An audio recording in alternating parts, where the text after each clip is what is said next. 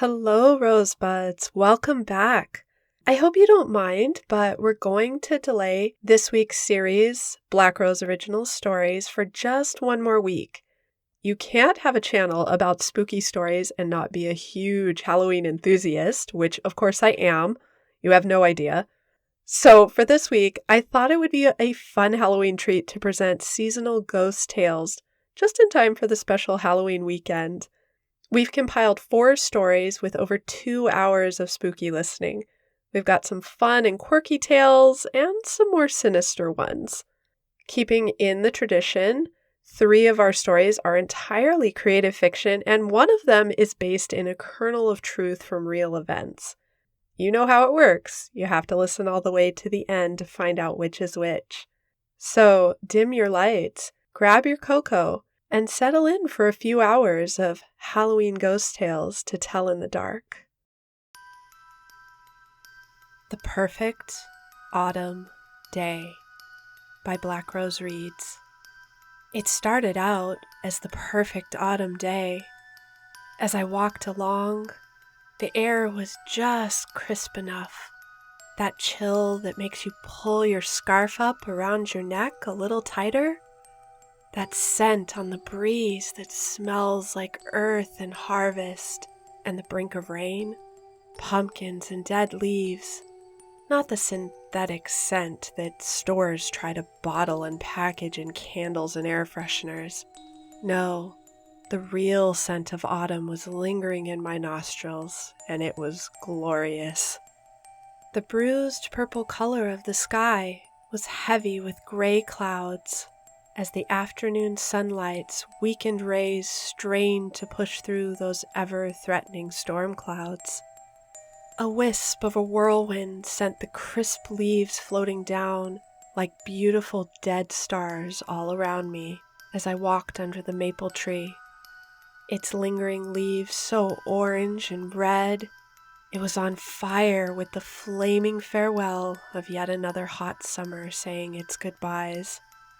They said it was supposed to rain, but you know how autumn likes to tease her devoted patrons with only hints of something more. I heard thunder boom in the distance, and I thought, perfect, just beautiful. I'll be home just in time to brew tea, sit by the window and watch the window panes streaked with the falling rain, blurring out the illustrious landscape of gold, orange, and red trees dotting my front yard. Yes, everything was perfect. But then it went from good to bad, and bad to worse. Now here we are. I don't know why it started today of all days, but it did. I saw her on the corner across the street. I was going to cross, but something like the dread of dark corners in your attic filled my chest with anxiety and trepidation, so irrational that I staggered backward. There were images of others behind her, but my vision was momentarily blurred. Her hood pulled too far over her head, and the darkening skies cast deep shadows and wouldn't allow me to see her face. I knew I couldn't look at her, though. There was something wrong with her. She looked like she was simply waiting at the bus stop, but something deep in the marrow of my soul said otherwise. I could tell from the corner of my eye something was occurring just beyond her, but I was too afraid to look. I needed to go that way. It was part of my route home.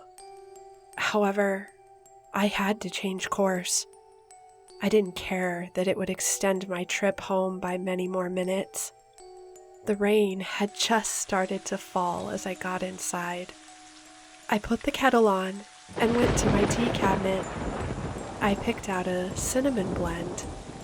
I cozied down into my favorite chair just by the window where I could listen to the droplets dance on the glass. as the tea steeped in the mug. The wisps of steam curled around the edges of the mug and upward.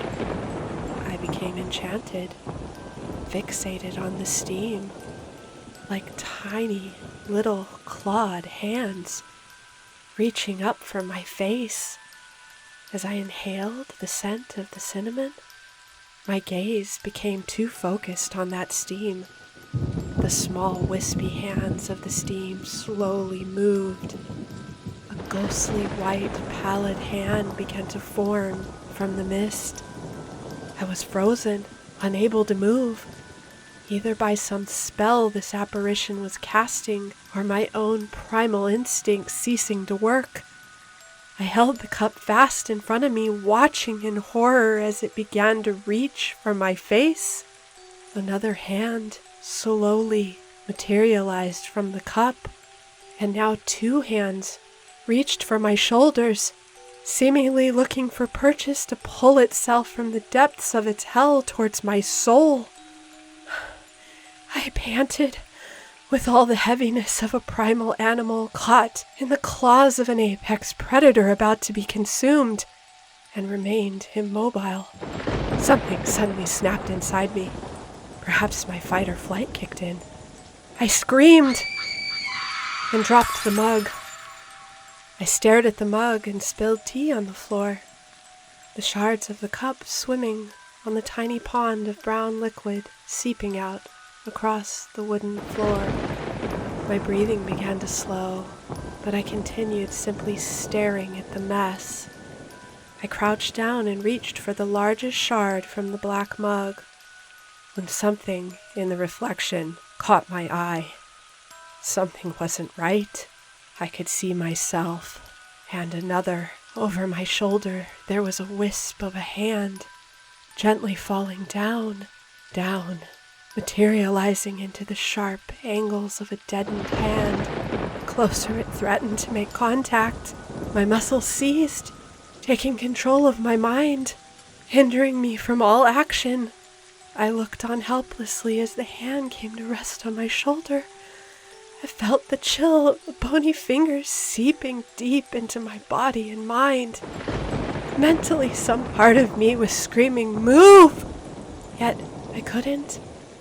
Whatever this otherworldly visitor was, it had a greater power than I could comprehend.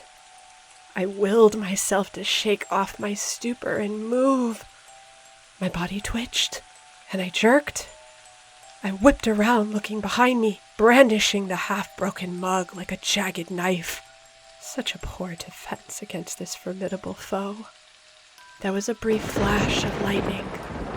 The lights flickered, and in that flickering she was there, the girl in the hood. Her face was still obscured by the hood, but I saw her hands, just bones, white and dreadful, reaching out to me. The lights went out for just a beat, and then they flickered back on. She was gone. I pulled myself to the couch and pulled my knees to my chest like a foolish child. I grabbed the thick knitted afghan and wrapped it around myself, thinking naively that it was a shield of protection. I waited, each breath feeling like it could be my last. That ominous heaviness that had surged through me when I'd seen her earlier was back. I was somewhere near the brink of hysteria and panic, and yet I didn't know what to do. I didn't know who to call. Surely not the police. I'd be placed in the back of a little white paddy wagon and carted off. No, I had to wait. There was nothing else to do but wait. I might have sat there for 2 minutes or 2 hours. Sporadic convulsions chilled and vibrated each nerve ending within me. I sat, waiting for her return. I knew she would. I racked my brain. There was something there I felt I should know. A gnawing feeling of déjà vu, but that was not quite right. I couldn't understand what I was feeling. So on and on the night stretched. The rain pelted across the glass as the storm picked up momentum. All I could do was wait, each agonizing minute passing like a lifetime of regret, stretching on with no respite of relief. I suppose I began to nod off. My body's supply of adrenaline had been spent. Exhaustion took over. When I woke up, the storm had ebbed. I must have been dreaming. That was it. And rain was softly pattering on the window pane. I shrugged off the blanket and went to the window. I touched the glass. It was cold. I leaned in closer, and my breath left condensation as a small sign of comfort that I was not dreaming now. Surely now I was awake, and the other experience was the dream. Then the lightning flashed, and the thunder boomed. The lights went out, and there she was on the lawn, illuminated by some strange, otherworldly spotlight. She stood still as a statue, and the moment stretched on longer than I could bear. I tore my hands through my hair and screamed, "What do you want?" Her hands came out of her pockets, and I saw those bare bones move with deliberate slowness. My gaze was locked, waiting for what she would do next. Her hands moved to the edge of her jacket hood. She placed them on either side, and as she pulled it back, I could see that her chin was devoid of skin. Her mouth was wanting of lips. The skeleton of her face was unbearable to look at. Some part of me already knew her entire face would reveal the manifestation of an undead human standing before me. I felt terror course through my veins like ice as she pulled back the hood to reveal her eyes. From her cheekbones up, her face was still very much intact. Her blue eyes, like shards of glass, glared deep into my soul. There was something familiar about her eyes, but I knew my gaze could not linger on her. It was dangerous. I would become too ill-enchanted, and it would seal my fate. I threw the drapes closed and paced the length of the room. It was silly to think that merely turning my focus away from her would banish her. No, I felt it. She had a mission, a purpose, and I was the center of her sinister plans. I could feel her anger and malice closing in on me, like the storm surrounding an island and consuming all in its path. She would have me, and there was no escape. I knew this. There was no escaping my fate. The devil was here to deal out her retribution. The second I succumbed to my fate, the lights flickered, and she was standing before me, terrible in her wrath. "Why?" I whimpered. "I know you, but I don't understand." I began to cry. I forced myself to look up into her awful eyes.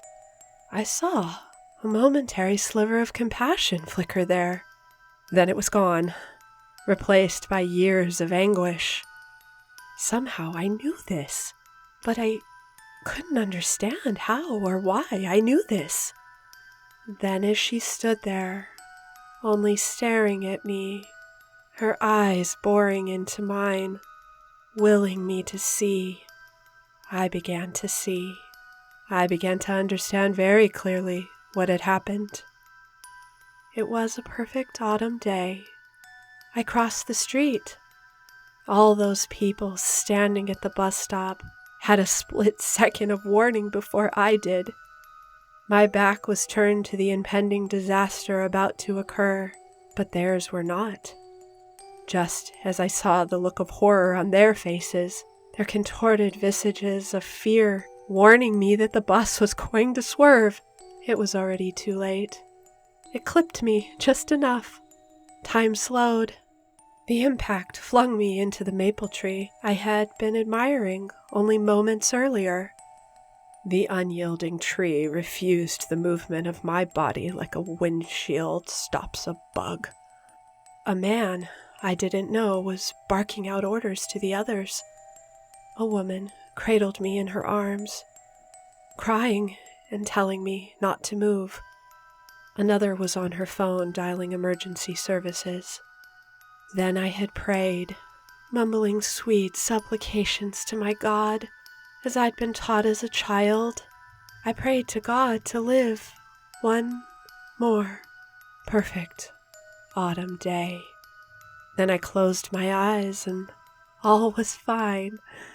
I was home, sitting in my cozy chair, drinking tea, watching the storm out my window, but that wasn't quite right. Just before I closed my eyes, I saw her. I saw a perfect likeness of myself standing there above me, confused and bewildered.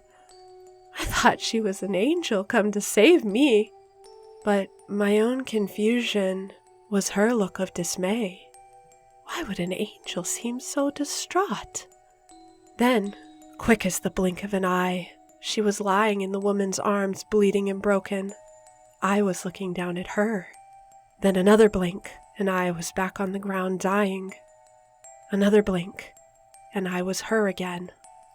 All the while, an omnipotent voice in my head echoed again and again in time with this strange phenomenon.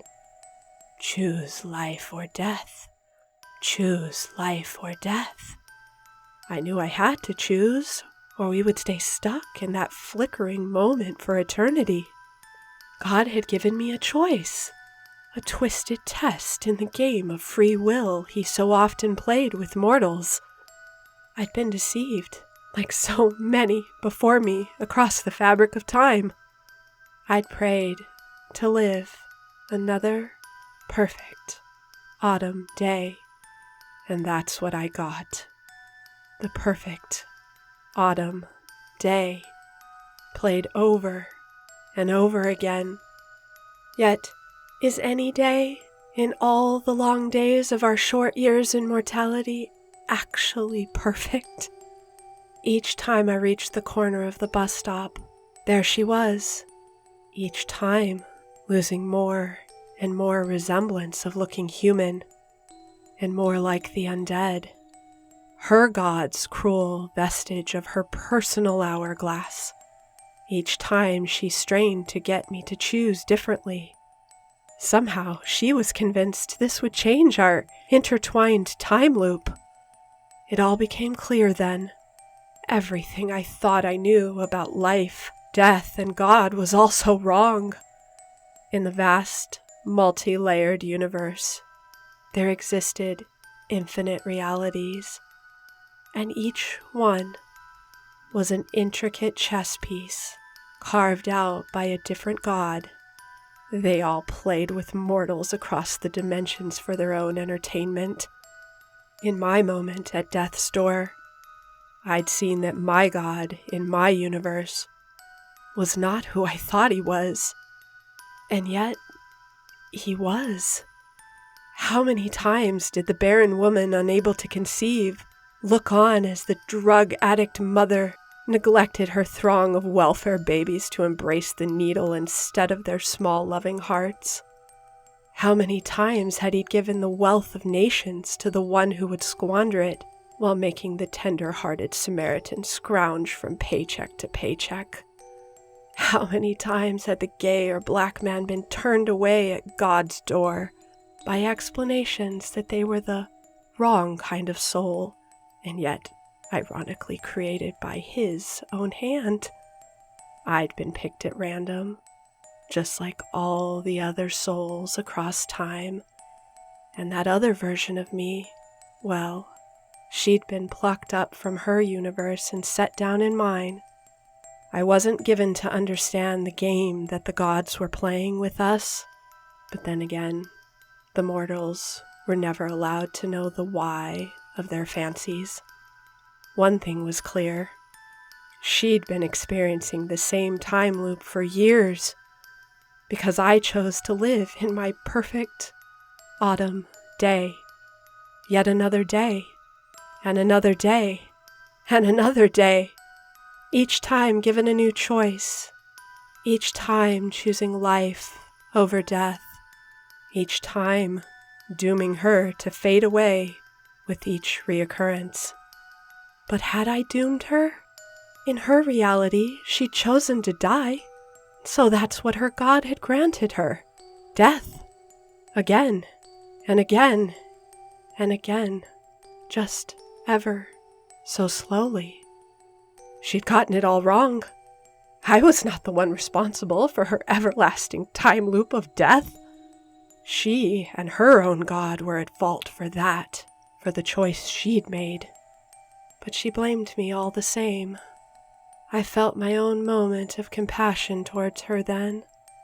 She was just as human as I, and we all looked to point a finger at someone.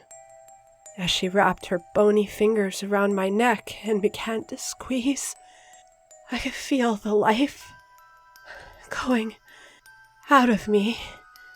I closed my eyes and gave myself up to fate.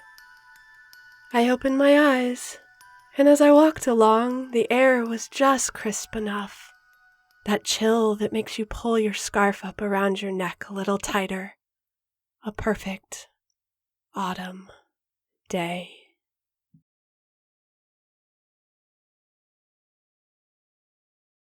The Greenbrier Ghost by Black Rose Reads.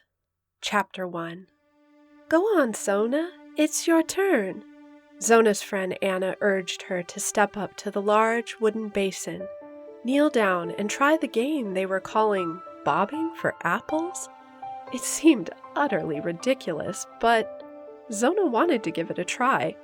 She knew she was a poorly young woman, and her friend Anna's family were wealthy merchants in their quaint little town of Greenbrier, Virginia. She was lucky to have such an affluent friend even give her the time of day, much less invite her to a party. So she was willing to indulge her friend by playing the game, even if it would make her look ridiculous. It was the year of our Lord, 1896, and Zona had just become a woman of 16. This was her first night out without a chaperone, due to the party being an almost public event. Anna called it All Hallows Eve, or so the stories were circulating. That's what the Irish immigrants traveling down from New York had called it. And it soon evolved into the phrase Halloween for short. It was a festive time of year to celebrate, dress up, and indulge in the gaieties of the bounteous autumn harvest. But later, there would be ghost stories around the fireplace, and Anna had insisted Zona wear a costume. She hadn't known what to wear, so Anna had helped her with a simple black witch's costume. Zona was excited to be taking place in the evening's festivities. If you get an apple and take a bite from it, then sleep with it under your pillow, they say you'll dream about your true love, Anna said. Then Anna knelt down by the basin and showed Zona what to do. Put your hands behind your back, that way you won't be cheating, and then you stick your face in like this. Zona watched in fascination as Anna held her breath and attempted to grip one of the floating apples in the large wooden tub. She came up for air, giggling and sputtering water with no apple in her mouth. That's not how you do it. Both of the girls craned their necks. A tall, handsome young man with dark features was staring down at them with a sly smile on his face. He knelt down and stared intently at Zona, as he explained how to bob for apples properly. You don't need to get your entire face wet. Just use your top teeth against the side of the basin like this. He dipped part of his mouth into the water, gripped the top of the apple by the stem between his upper and lower teeth, maneuvered it to the side of the tub, and like an expert, positioned his top teeth into the apple against the wood. He then was able to bite into it and remove it from the water. He lifted his head, spit the apple into his hand, making it seem like the easiest task in the world. He smiled broadly at both of them, but his eyes were focused on Zona more so than Anna. Oh, thank you, sir, and who might you be? Anna said sassily. Name is Edward Shue. He extended his hand out to Zona first and helped her to her feet. Anna waited for him to extend the same courtesy to her, and when he only continued to stare at Zona, as he held her hand much more intimately than a gentleman should before courting, Anna got to her feet and made a loud sound as she glared at Edward. And what is your name? Elva, but I prefer my middle name, if you please. Zona. That's a lovely name. Edward then raised her hand and kissed the top of it. Zona blushed furiously and quickly withdrew her hand. Such intimacy from a stranger, nonetheless. I'm sorry. I can see I've been too forward and presumptuous. It's just that I'm so taken by your beauty. Zona's head jerked back to his face. He was giving her that same intense stare. It made her both uncomfortable and excited in a way she couldn't quite explain. All of a sudden, Anna was back with 2 cups of apple cider. She handed one to Zona, then hooked her arm into her friend's and pulled her away. She bent her head down and whispered into Zona's ear, He fancies you, but he didn't have to be so rude to me. Oh, I'm sorry, Anna. He was very rude to you, wasn't he? Suddenly, Zona felt bad for not realizing this sooner and letting herself become so besotted by a complete stranger. Who is he? Zona asked. I don't know. I've never seen him before. Newcomer, I suppose. I'll ask Papa where he's from. He is most handsome, though. I'll grant you that. Mama says be wary of the beautiful ones. They aren't always what they seem.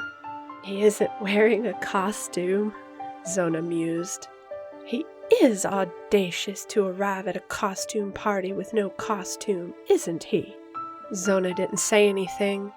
She couldn't help but steal glances at the handsome and mysterious stranger. He was dressed in a suit. Not a particularly fancy suit, but a nice enough garment for the occasion. He seemed to have eyes only for Zona. He watched her carefully all evening, and Zona felt that curious heat of both nervousness and excitement roil and ripple up and down her body, causing goose pimples to emerge on her arms. As the evening wound down, the school headmaster was there to tell ghostly tales. They gathered round the fireplace. Anna had curled up close, but Zona was getting tired. She was thinking of leaving soon. She wanted to tell Anna and thank her, but it would have required weaving through the throng of people who were now bunched in a tight circle around the fireplace in the great room, ready to listen to spooky tales of old. Zona yawned heavily and covered her mouth with the back of her hand. She looked around the room, thinking to steal one more glance at Edward, but he was nowhere to be found. She backed up quietly and made her way to the parlor. She'd slip out inconspicuously and walk home. It was only 2 miles down the way, and the night was quite lovely. As she began to walk, she thought of how much fun the evening had been. She would walk back into town and thank Anna tomorrow. Mama had chores for her in town, and she could also inquire of Edward's origins and his purpose for being in Greenbrier. As she began to walk, she felt an eerie feeling, as if she was being watched. She shook off the silliness of it. She could hear the crickets chirping. It was just the ambiance of the entire festive night that was giving her cause to feel uneasy. Nevertheless, she picked up her pace, and as she did so, she thought she heard footsteps behind her. However, when she would turn to look behind her, no one appeared to be present. She started up again, and the sound of approaching footsteps started again, this time seeming closer. She was beginning to be frightened. She turned and called out, "Is someone there?" There was no reply. Just as she was turning back towards the road home, a man suddenly jumped from the brush and shouted, "Boo!" She gripped her chest and was momentarily scared to death, but saw after a beat that it was only Edward. He stared at her calmly, almost condescendingly. as if it were the most normal thing in the world to jump out of the bushes and give a young woman such a fright. That was unkind, Edward, Zona chided him with irritation. It was just a trick. It is the night of tricks and treats, is it not? Zona sighed, suddenly feeling silly that she had been so frightened and annoyed. He was right, of course. It was Halloween, after all. You should have asked me to walk you home. Now he was chiding her as if they were old friends. I've barely met you. Zona couldn't believe how brazen he was. And yet, it was the brazenness of this man that warmed her skin on this cool autumn night.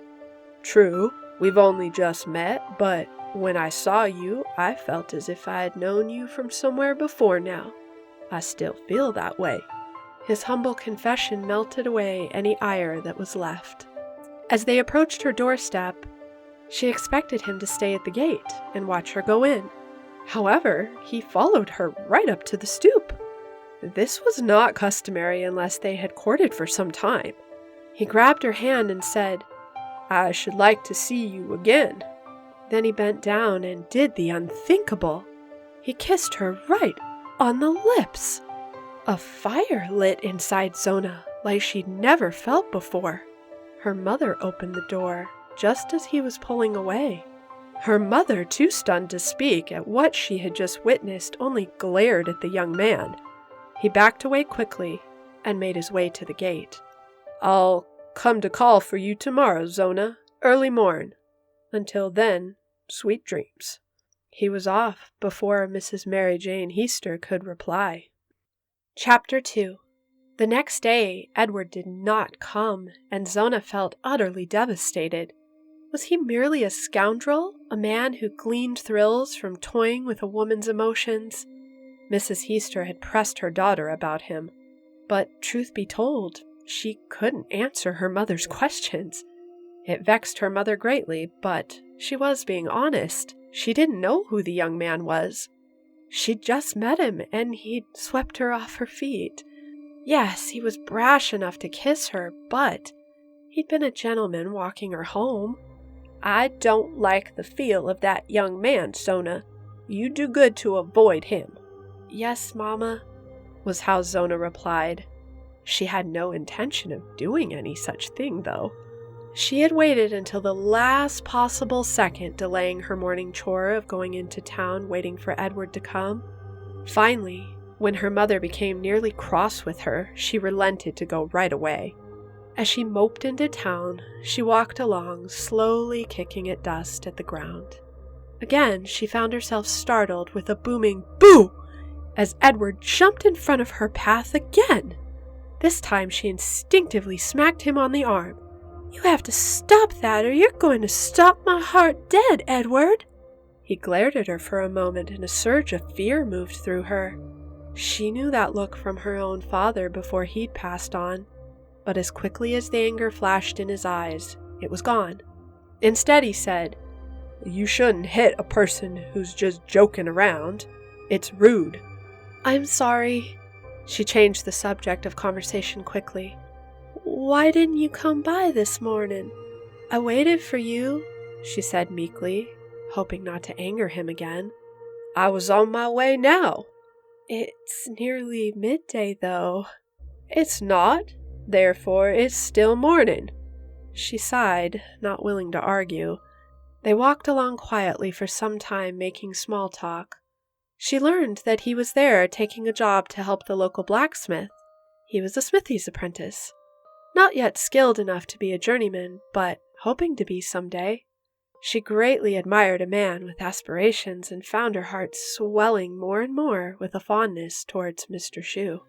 That morning he followed her all around town and doted on her, helping her carry her packages and being the perfect gentleman. She knew that her mother did not approve, so on their first date, she snuck out under the pretense of going to have a girls' night at Anna's. Anna didn't like lying, but she said she would help Zona in the interest of romantic love. It's just like Romeo and Juliet, I suppose, except I expect you won't be poisoning each other for your undying love. Anna had laughed at her own cleverness.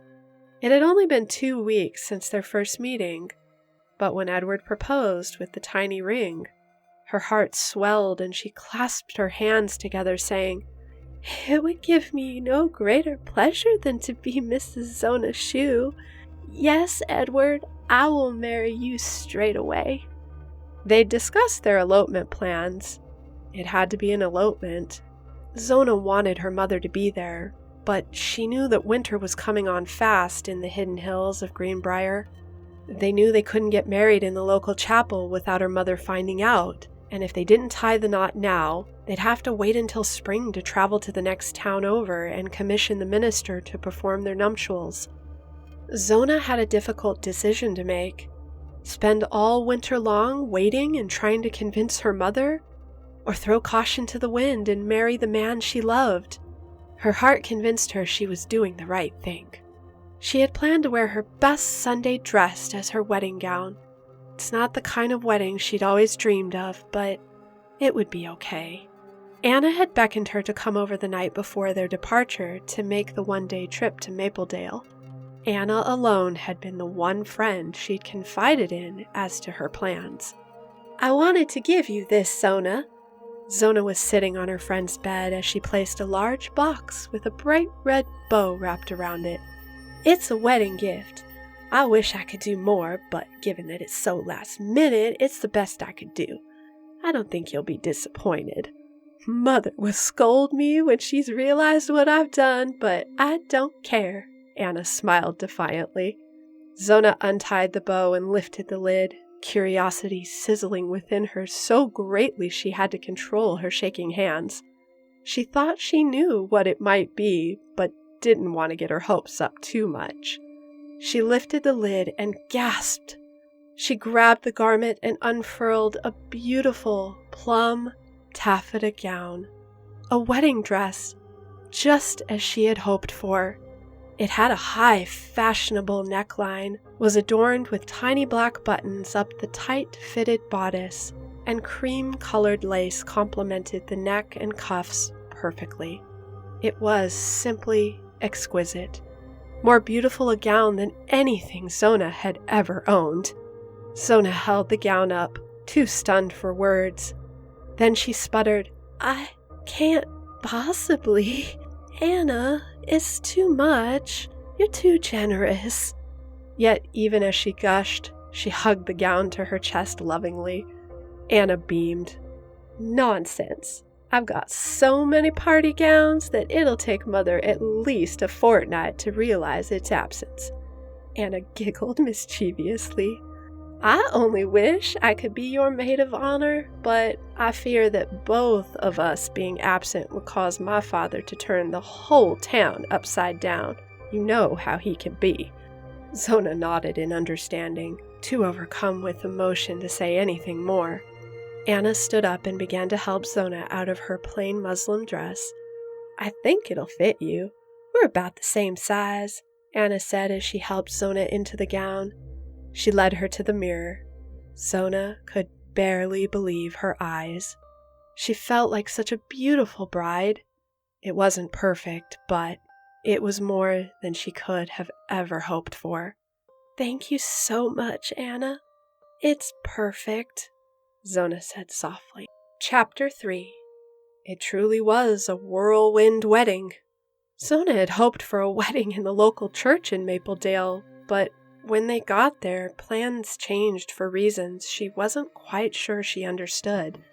Edward said they had to get married at the local town hall by the judge, and he sounded so firm about it, she didn't oppose him. This was her special day, and she didn't want to upset him. The local deputy and his wife were the assigned witnesses.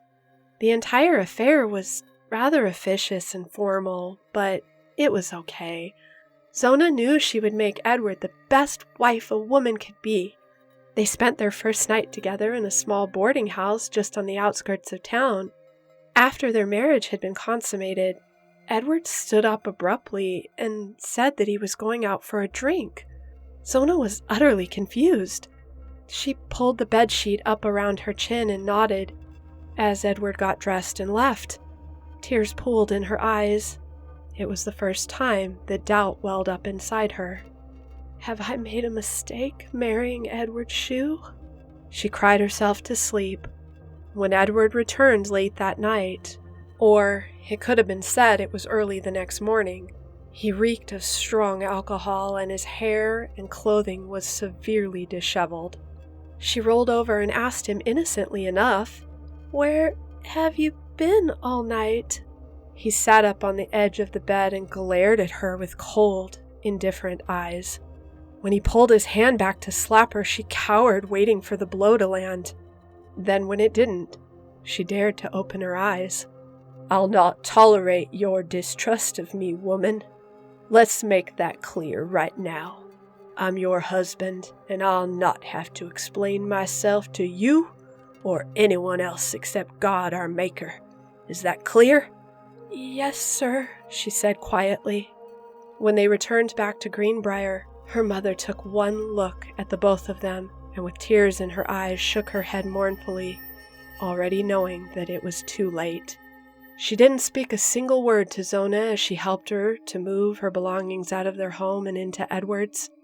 As she walked away from the small cabin that was Edward's residence, Mrs. Heaster turned back towards the house and simply said, "I love you, and I'm still here if you need anything." Even though they only lived a few miles apart, Edward knew that Zona's mother didn't take too kindly to him.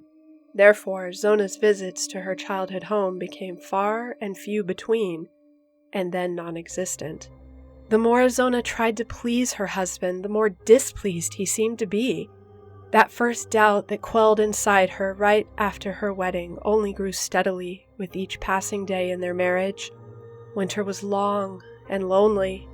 The snow was as relentless as Edward's drinking and gambling habits. She yearned to see her mother and her best friend Anna, but she was also embarrassed to keep company with them.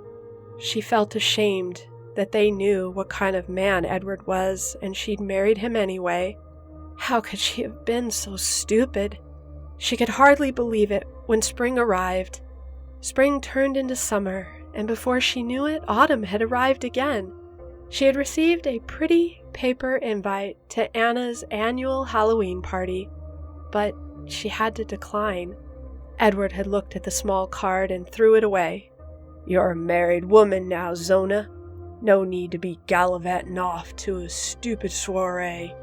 Those kind of events are for single folks, and you aren't single anymore," he said to her firmly. She hadn't expected anything less than that answer, so it surprised her when she felt disheartened by his reply.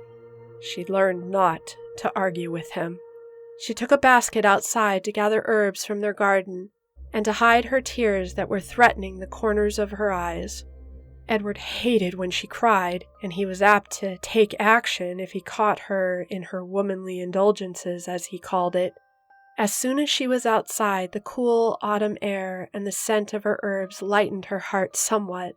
She knew that Edward was not the man she'd hoped for, but she'd made her bed, and now she had to lie in it. When Edward had a bad spell of anger and took it out on her, she'd pick herself up and find a reason to focus her attention on happier things. Her garden had been one of those distractions. She'd worked all summer long and was proud of her autumn harvest. She'd done well keeping the entire garden all by herself that season. She suddenly realized as she trimmed the herbs and collected them in her basket that it had been 1 year to date since her and Edward met. An anniversary of sorts. True, their actual anniversary wasn't for another 2 weeks, but this was still an important occasion. Suddenly she thought of an idea that lifted her spirits a great deal. She always felt as though Edward were not pleased with her efforts. She always harbored this latent feeling that she just needed to try harder. She decided she would make a great, bounteous harvest meal from all the many vegetables she'd grown in her garden that year. Surely this would make him proud. She would say it was to celebrate their meeting 1 year ago on this All Hallows Eve. Maybe Edward would think back on that night when they met and first kissed, when he seemed a softer and kinder man. when he was pleased with her and wanted her so badly? Surely a celebration of their own would kindle a fire within him again to love her as he once did those first few weeks they were courting. The thought made light of her work, and she even sung a happy tune as she chopped vegetables, mixed and stewed and seasoned each dish lovingly and with care. She realized she'd not sung out loud while cooking in such a long time, and it made her feel happier than she'd been in a very long time. She knew exactly what time Edward returned from work because he expected dinner to be on the table every night at 6 o'clock sharp. She was obedient to his demand. It took her some time to master the skill of cooking the meals with such timing that the meal would not sit out and become cold. That would anger Edward, and tonight she didn't want that. She meticulously timed each dish and wrapped each pan tightly with a tea towel to create insulated warmth. She'd even dimmed the oil lamps and lit candles, placing them on the table. The meal was prepared, and when Edward walked in, he stopped and took it in. She couldn't read his expression. He left the room to wash up, and when he returned, he sat down and waited for Zona to serve him as she always did. Sometimes Edward didn't like it when she spoke out of turn.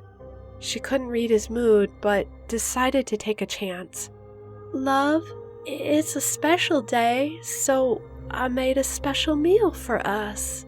He looked up at her with blank eyes, and then his expression changed ever so slightly to question, "Go on." "Well," she said as she served him sweet potatoes and green beans, "it's All Hallows Eve, and—" "There isn't anything special about Halloween, Zona," he said dryly. She felt stung, but dismissed the emotion within her. "Well," she tried again, "actually, it was 1 year ago today that we met. Remember?" Hope blossomed in her eyes. His eyes glinted ever so slightly in the candlelight. "I do remember." He was quiet, as if thinking. She served him from each of the 5 pans, then sat down to serve herself. "Where's the main course, Zona?" he asked. "Well," she stammered, "it's sort of everything tonight. I made more than I usually do, and—" "How's a man supposed to have a proper meal without any meat as the main course?" His voice was inching up a notch with each word he spoke. She had to think quick, to quell the anger before it got out of control. I think there's some dried beef in the cellar. I can—" "Dried beef?" he roared as he stood up, rocking the table. The candles teetered dangerously. She stood quickly to catch them from tipping over, and when she did, he reached across the table and grabbed her by the shirt, pulling her close to his face as he screamed, "Dried beef isn't fit for a dinner meal, and by the time you prepare something proper, all of this will have gone cold. You're a stupid woman, Zona." He was around the table now, and his hands were around her neck. She reached up, panicked that the airflow was constricted. She couldn't breathe. She couldn't scream. And then all went black. Chapter 4. She could hear her name being yelled loudly by Edward, but he'd stopped choking her. She had her eyes closed and didn't want to open them. "Zona, wake up, you stupid woman!" She could hear a slapping sound. The same sound when he'd slap her face. She knew he wasn't slapping her face. She felt odd and decided she would brave opening her eyes and facing him. When she did, she staggered back in shock upon the scene she was witnessing. There was Edward, holding her in his arms. She saw herself limp, and her neck hanging at an odd angle. It took her only a moment to realize what she was seeing and what was going on. She was dead. She felt strangely calm at first, knowing that Edward couldn't hurt her anymore. And then the calmness slowly ebbed into a raging storm of anger. He killed me. That monster killed me. And how could I be so stupid as to not realize that he was a monster? And this would be my inevitable end in life.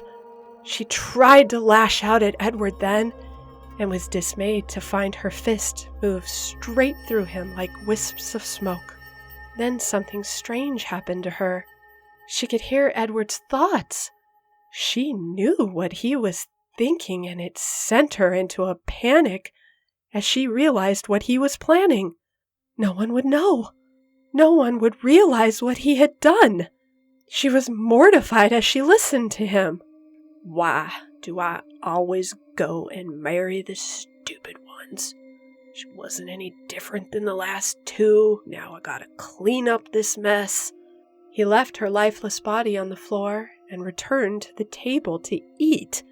This inflamed her so greatly that he would be so audacious to kill her over the meal she'd so lovingly prepared and then callously sit down and eat. She stood glaring at him. Several times she tried again to make physical contact when her anger would become unbearable. She had not been ready to die, and he stole her life from her. Then she would break down into sobs, feeling remorse that she'd not listened to her mama about him. This was her fault, but he would pay for his sins. She would make him pay. Chapter 5. Edward had grudgingly cleaned up the dinner mess and went to bed. He paid no mind to her during his normal morning routine except for when he left.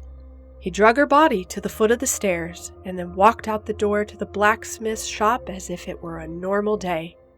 She followed him closely the whole day through, knowing what his plan was, and thinking on her own counterplans of retribution and vengeance.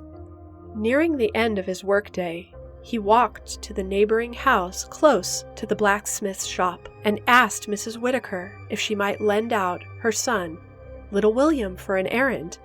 She gladly obliged. Little William, being no more than 9 at the time, was eager to earn a penny and showed up right away at the blacksmith's shop. I have a lot of work here, son. Can you go straight away to my stead and see if Mrs. Shue be needing anything from the general store before I head home? Edward asked. Sure thing, Mr. Shue. I'll go now. And off the little boy went. For the first time that day, Zona left Edward and followed the boy. She was horrified that this child was going to be the one to discover her accidental death. The boy knocked, and when no one answered, he tentatively pushed the front door open. Upon entering, he called out, Mrs. Shue, are you home? As he ventured in and saw her, he went to her but hesitated. She marveled that as a spirit, the thoughts of the child were quite different than that of an adult. He didn't have clear thoughts, more like emotions. She could feel his reticence. He knew something wasn't right, but couldn't quite tell what. Mrs. Shue, he said quietly. She realized that he thought she was asleep, but found it odd that she would be asleep at the foot of the stairs. As he approached her body slowly, his feelings of fear began to mount. It was then that he noticed the wrongness of her neck. The precocious child suddenly suspected the worst and went running from the house. Zona found that she could move differently in her spirit form and easily kept up with the child. He ran straight home to his mother and stifled tears as he told her what he had seen. William's mother then went to Edward to deliver the bad news that Mrs. Shue was injured or ill and that they should call for the doctor right away. Zona's ire and loathing for the man she so carelessly thought was her beloved increased tenfold as the events unfolded that afternoon. She watched Edward act shocked and bewildered at the news of her injury. Then he ran to the cabin. The second the door was closed, however, it was a different demeanor altogether. She knew his plan, but perhaps some part of her soul still wished for some good in this man. This was not to be. and as he proceeded, any little sliver of hope she had was extinguished. She watched in horror as he went to the trunk at the foot of their bed and pulled out her wedding gown. He dressed her and felt both sick and fascinated at seeing her shell of a body flop around like a rag doll. He performed the task as if it were nothing more than milking a cow. He grumbled, and she heard his thoughts again. "This dress still don't hide the marks. I gotta find something else to wrap around her neck." He went to the dresser and found a black scarf, a gift from her grandmother, and he brought it back and tied it around her head like a kerchief, knotting it under her chin in a large bow. Then, and only then, did he go out to rush off to find the good doctor. The doctor came, and Zona tuned into his thoughts as well. Upon seeing Zona's body, he hesitated. "That's odd. What is this woman dressed for?" He bent down, opened his black bag, and began to examine her body. A thought suddenly occurred to Zona. If she could hear the thoughts of the living, then maybe she could make the living hear her thoughts as well. She focused on the doctor with great intensity. "Please, Mr. Knapp, hear me. Edward did it. He killed me. You have to hear me." She screamed and pleaded with the man, but he seemed to take no notice of her at all. Finally, she gave up the attempt. After some time, the doctor said, "I'm sorry, Mr. Shue, but your wife is deceased." Edward let out a great cry of anguish then. Even in her ghostly form, it startled her. He wailed mournfully and gushed great crocodile tears. It sickened her what he said next. "She was with child, doctor. We just learned that we were going to be a family." The doctor stood and put a hand on Edward's shoulder. No, Dr. Knapp. He is lying to you. I was not pregnant. Why is he lying about this? Zona thought. Then she realized why. As she heard and felt Dr. Knapp's suspicion begin to deteriorate, he thought the whole scene odd, and now it made perfect sense to him. "My condolences, Mr. Shue. Women are prone to odd fancies when they are due to conceive. It must have contributed to her death in some way." Edward only nodded, keeping his chin low and continuing on with the act. Then, not wanting to distress the man further, seeing as he'd just lost his wife and first unborn child, Dr. Knapp set about to have Zona's body extracted from the house and sent to the town mortuary. As he brought men back to the house to retrieve her body on the gurney, Mr. Shue pleaded, "This is so much to bear. Please, I kindly ask you that you not take on any further inspection of the body. I just want to lay her to rest quickly and put this whole situation behind me."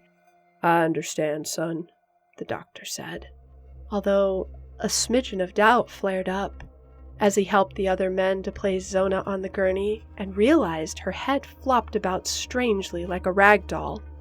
It was not normal, but he would respect the widower's request because he, the doctor, was an honorable man. Chapter 6. Mrs. Mary Jean Heaster had learned of the news of her daughter's death. They told her it was due to complications from being pregnant. Mary Jane shook her head in disbelief. She knew two things with a certainty. She knew that if her daughter had truly been with child, she would have told her own mother. Even if they'd grown apart because of her terrible husband, she knew that Zona didn't hate her and would have been ecstatic to bring her the news of soon becoming a grandmother. No news of the sort had ever reached her ears. She also knew that Edward was responsible for Zona's death. She didn't know why, but she knew he was. That very night, she knelt on the cold, hard wooden floor and prayed with every fiber of her being that Edward's sins would be brought to light. She knew Edward was a rotten apple from the moment she laid eyes on that man, and now she sobbed. only hoping that God would grant her one wish, that everyone would see that her precious daughter's life had been snuffed out by that monster. Mary Jane continued on praying every night for months. Finally, on a cold January night, months after Zona's passing, something miraculous occurred. Just as she was settling into bed and was about to turn down the oil lamp, she saw a white cloud of mist hover and begin to take shape. She was afraid at first, but then it suddenly took on the shape of her late daughter. The ghostly apparition was Zona herself, and she was moving her mouth furiously, but it was as if her voice were silenced. Mary Jane cried aloud, "Zona, what are you trying to say? I can't hear you." Then, just as quickly as she had taken form, she dissipated like the morning fog in the rising sun. Mary Jane was beside herself with grief. Had she really seen her daughter? She had not fallen asleep yet. She knew that for a surety. However, it was so brief. She lay down in her bed, continuing to whisper her silent plea to God that her daughter would be avenged. The following night, Mary Jane prayed even more intensely than before, more intensely than she thought possible. She felt a strange sensation, like electricity skittering across the fine hairs of her arm. Then, all of a sudden, like a candle flickering in the wind, Zona's form quickly appeared, and she was shouting at Mary Jane this time. "Mama, can you see me? Can you hear me?" Zona clasped her hands to her heart and cried for joy. "Zona, oh my baby girl, I can hear you. What happened? What are you trying to tell?" Mary Jane began, but Zona cut her off. "Mother, I don't know how much time I have. His name wasn't Edward. He lied to me, all of us.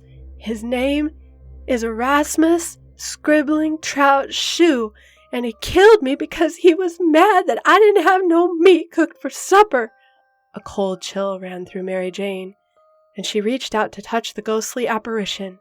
But as she did, she could see her daughter's form begin to fade. She had been trying to say more, but it was as if she'd gone mute. There was no more sound. Mary Jane cried, and sleep did not take her until the early hours of the morning. She'd been so stunned by the appearance that all she could keep hearing was that her daughter had been killed because of no meat for supper. This was unbelievable to her, and yet she knew her daughter's words were the truth. The next night she prayed again that she would see her daughter, and just as she had given up hope that Zona would come to her again, the same occurrence began to unfold. Zona's ghost began to apparate at the foot of her bed. "Mother, I have to tell you, he squeezed my neck and it broke at the first joint. That's how I died. He killed me." Mary Jane began to cry as her daughter's ghost faded away. She couldn't imagine the horror of it, but she now knew that her hunch was correct. Edward. Wait, that wasn't his real name. What was it now? She forgot, but knew it wasn't Edward. Zona had told her he'd lied about that. Mary Jane got no sleep that night. She sat at her small writing desk in the corner of her room and penned all the details she could remember of Edward and all her experiences with Zona's ghost. When the sun came up that morning, she was just finishing up her notes, and she was armed with a plan. She would not get any sleep until the sun set once more, but she didn't care. Her prayers had been answered, and she was going to see fit that justice was served for the crimes against her daughter. Chapter 7. Zona felt something more akin to joy and exuberance than she felt in months, or even perhaps years. She understood now that she was stuck in the mortal plane, floating between the living and dead, as a spirit with unfinished business. She had been with her mother when she'd received the news and tried to reach out through some ethereal ability to offer her mother comfort. However, she knew it was to no avail. Every day after that, she stayed with her mother. She pleaded to God right alongside her mother, asking for the ability to somehow bring her mother the truth. Then, miraculously one night, and 2 more after that, she'd been given the ability to materialize and speak very briefly with her. It had been wonderful on so many accounts. She had been so lonely these past few months. She had been trying so hard to get her mother to see and hear the truth. For some reason after that, she developed an ability to whisper into the ears of the living and influence them to some degree. She'd not been able to do this before the 3 nights with her mother. As she watched her mother write, she leaned over her shoulder, close to the side of her face, watching her mother painfully scrawl out the notes. She'd not been educated to a full level, but she knew enough, and Zona could see her mother was determined. As she watched her pen each letter and word slowly, meticulously, Zona said out loud, "You should go to Mr. Preston, Mama. Convince him I was murdered." At this, Mary Jane placed the pen into the inkpot and rubbed at her forehead while mumbling softly, "I should take this to the county prosecutor, but I don't think he'll believe me."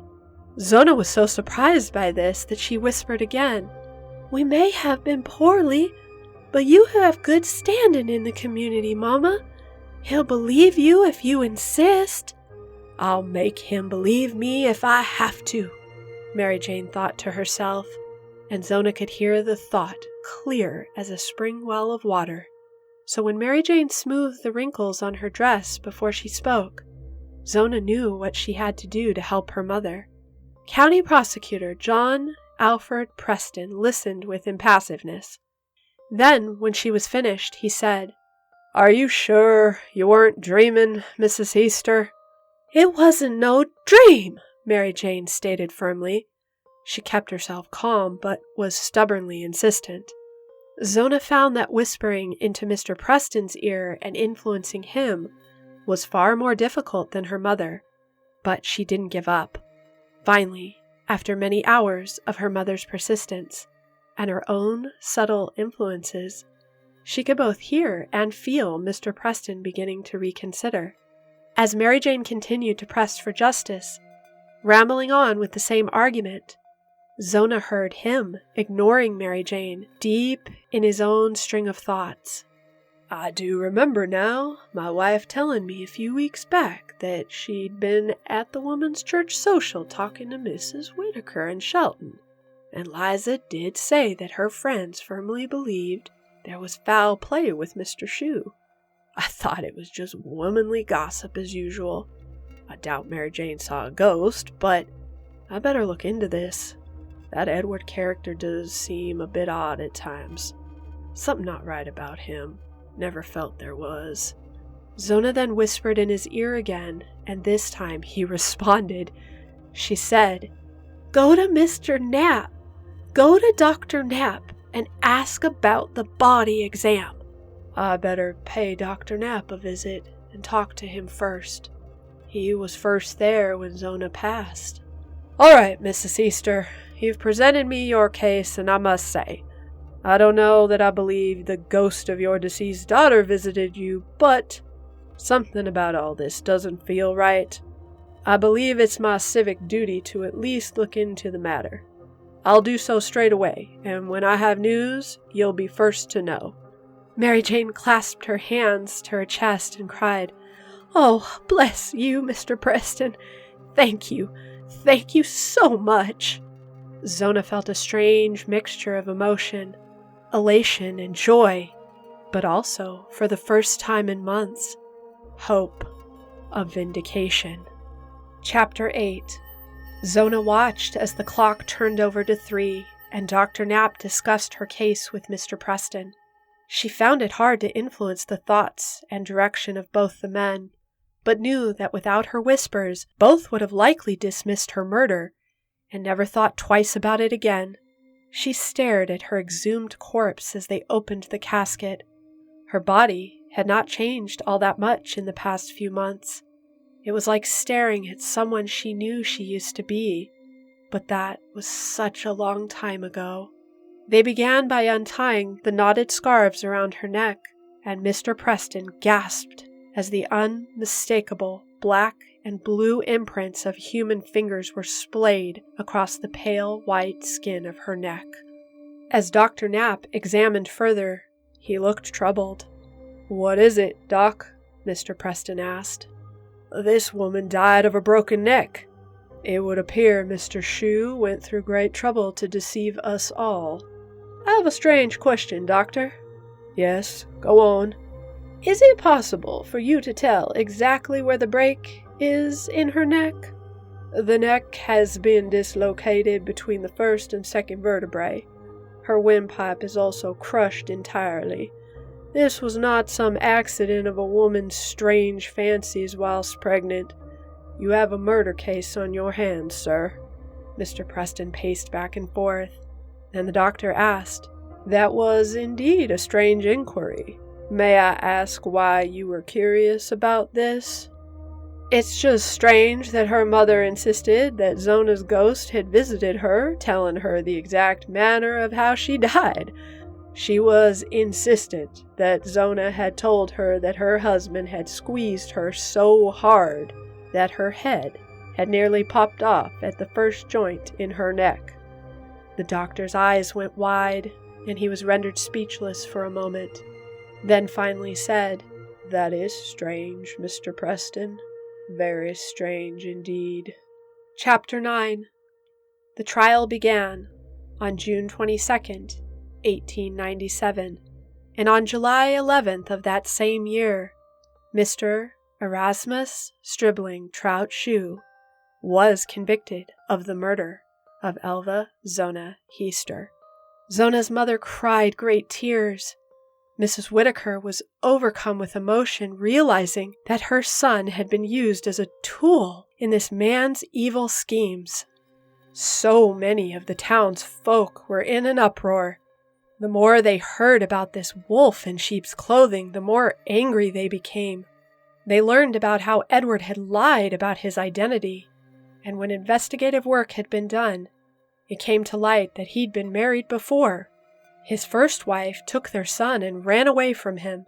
The second wife died under mysterious circumstances. He'd allegedly been up fixing the roof and accidentally dropped a brick on her head. The folks became so enraged that a mob formed and sought to storm the jail cell, drag Erasmus from it, and hang him right there in town square. However, Zona had grown more powerful by the day in her abilities to whisper in the ears of the living. She'd known exactly what to say in the sheriff's ear to get him to disband them. No, she had other plans for her dear Edward before crossing over. Erasmus only lasted 3 years in the West Virginia State Penitentiary in Moundsville. He died on March 13, 1900, due to unknown causes. Some say he was insane. Some say he couldn't take the isolation. Some men just couldn't. Zona knew exactly why Mr. Shue died. Erasmus could hear her voice, and it never stopped, unceasing, soft whispers, so faint that he could barely hear it, but it was there nonetheless. She would not let him sleep. Her voice, like the echo of a wind in a hollow tunnel, mournfully wailed and moaned, never giving him the respite of peace. He screamed for the guards to come, and at first they did, but eventually paid him no mind. He was moved to the furthest end of the prison so they could not hear him.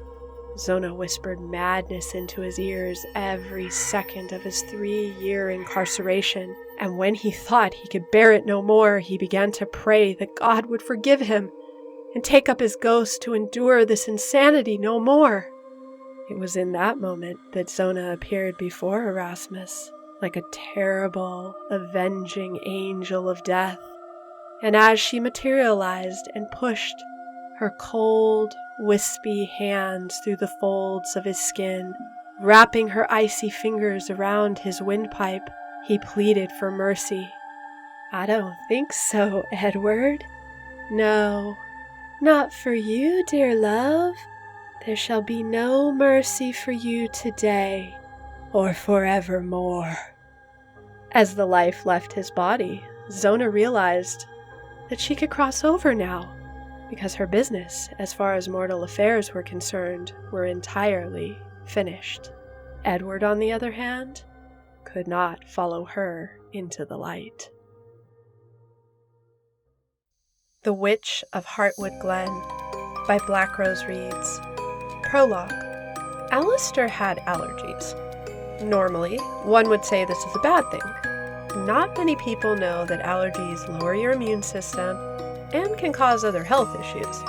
Alistair knew this and had been trying to work up the courage to get on an immune therapy program for years, but he was quite afraid of needles, and the thought of getting a shot every other day felt too awful. So, he resigned that twice a year, in the spring and fall, he'd just have to deal with not being able to breathe or smell very well. It was always in the autumn he reconsidered that immune therapy for his allergies might perhaps be a good thing, especially those weekend days where his friends would go hiking and raved about the scent of autumn leaves all around. Or they'd visit the fall fair and he'd not be able to taste the cider donuts as well as his buddies due to being so stuffy. His mother would incessantly bake pumpkin bread, cookies, and burn spicy fall fragrant candles, and he'd never get to enjoy it.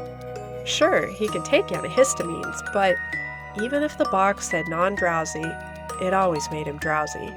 So he'd opt to stay alert and give up 1.5 of his 5 senses for a few months out of the year. This was until the year of one fateful Halloween night he'd reconsider his stance about his allergies. Chapter 1. "Let's go! Hurry up!" Jay said as the crunch of leaves crinkled beneath the children's feet. They'd decided to take the shortcut through the woods that evening. The 4 children had grown up in the small Americana town, all living in the same neighborhood, going to the same school for as long as their short lives could remember. This year they were in the 6th grade, highest grade at the elementary school, making them the big kids now. As such, their parents decided they were all old enough to go trick-or-treating alone. Well, alone meaning as a group. The 4 of them, Alistair, Jay, Harvey, and Sarah, had to stick together, keep their phones on them at all times, and be home by 9 p.m. sharp. If they stuck to these rules, then the parents had not seen a problem with them wandering around their small town of Hartwood Glen without supervision that Halloween evening. But the children didn't mind in the least. The 4 of them were the best of friends, having known each other since kindergarten, and recently in the past few years becoming very close buddies. They had grand plans for the evening as soon as school let out. First, they would all meet at Sarah's house and get changed. Her house was closest to the school. Because Halloween was on a Friday that year, the school was having its annual Halloween carnival on Halloween. They'd not been allowed to wear their costumes once they reached the 4th grade, being that was the grade of becoming a big kid and all. It was fine though. Jay had decided to be a robot. His bulky homemade cardboard box had to stay at home anyway. So, earlier that week, they'd all dropped their costumes off at Sarah's. Sarah was going to be a superhero from the latest blockbuster hero movie. Harvey was going as a vampire, and Alistair as the Grim Reaper. They practically ran through the woods to get to Sarah's house after school, a shortcut by half the time, rather than go around. Alistair hated the shortcut.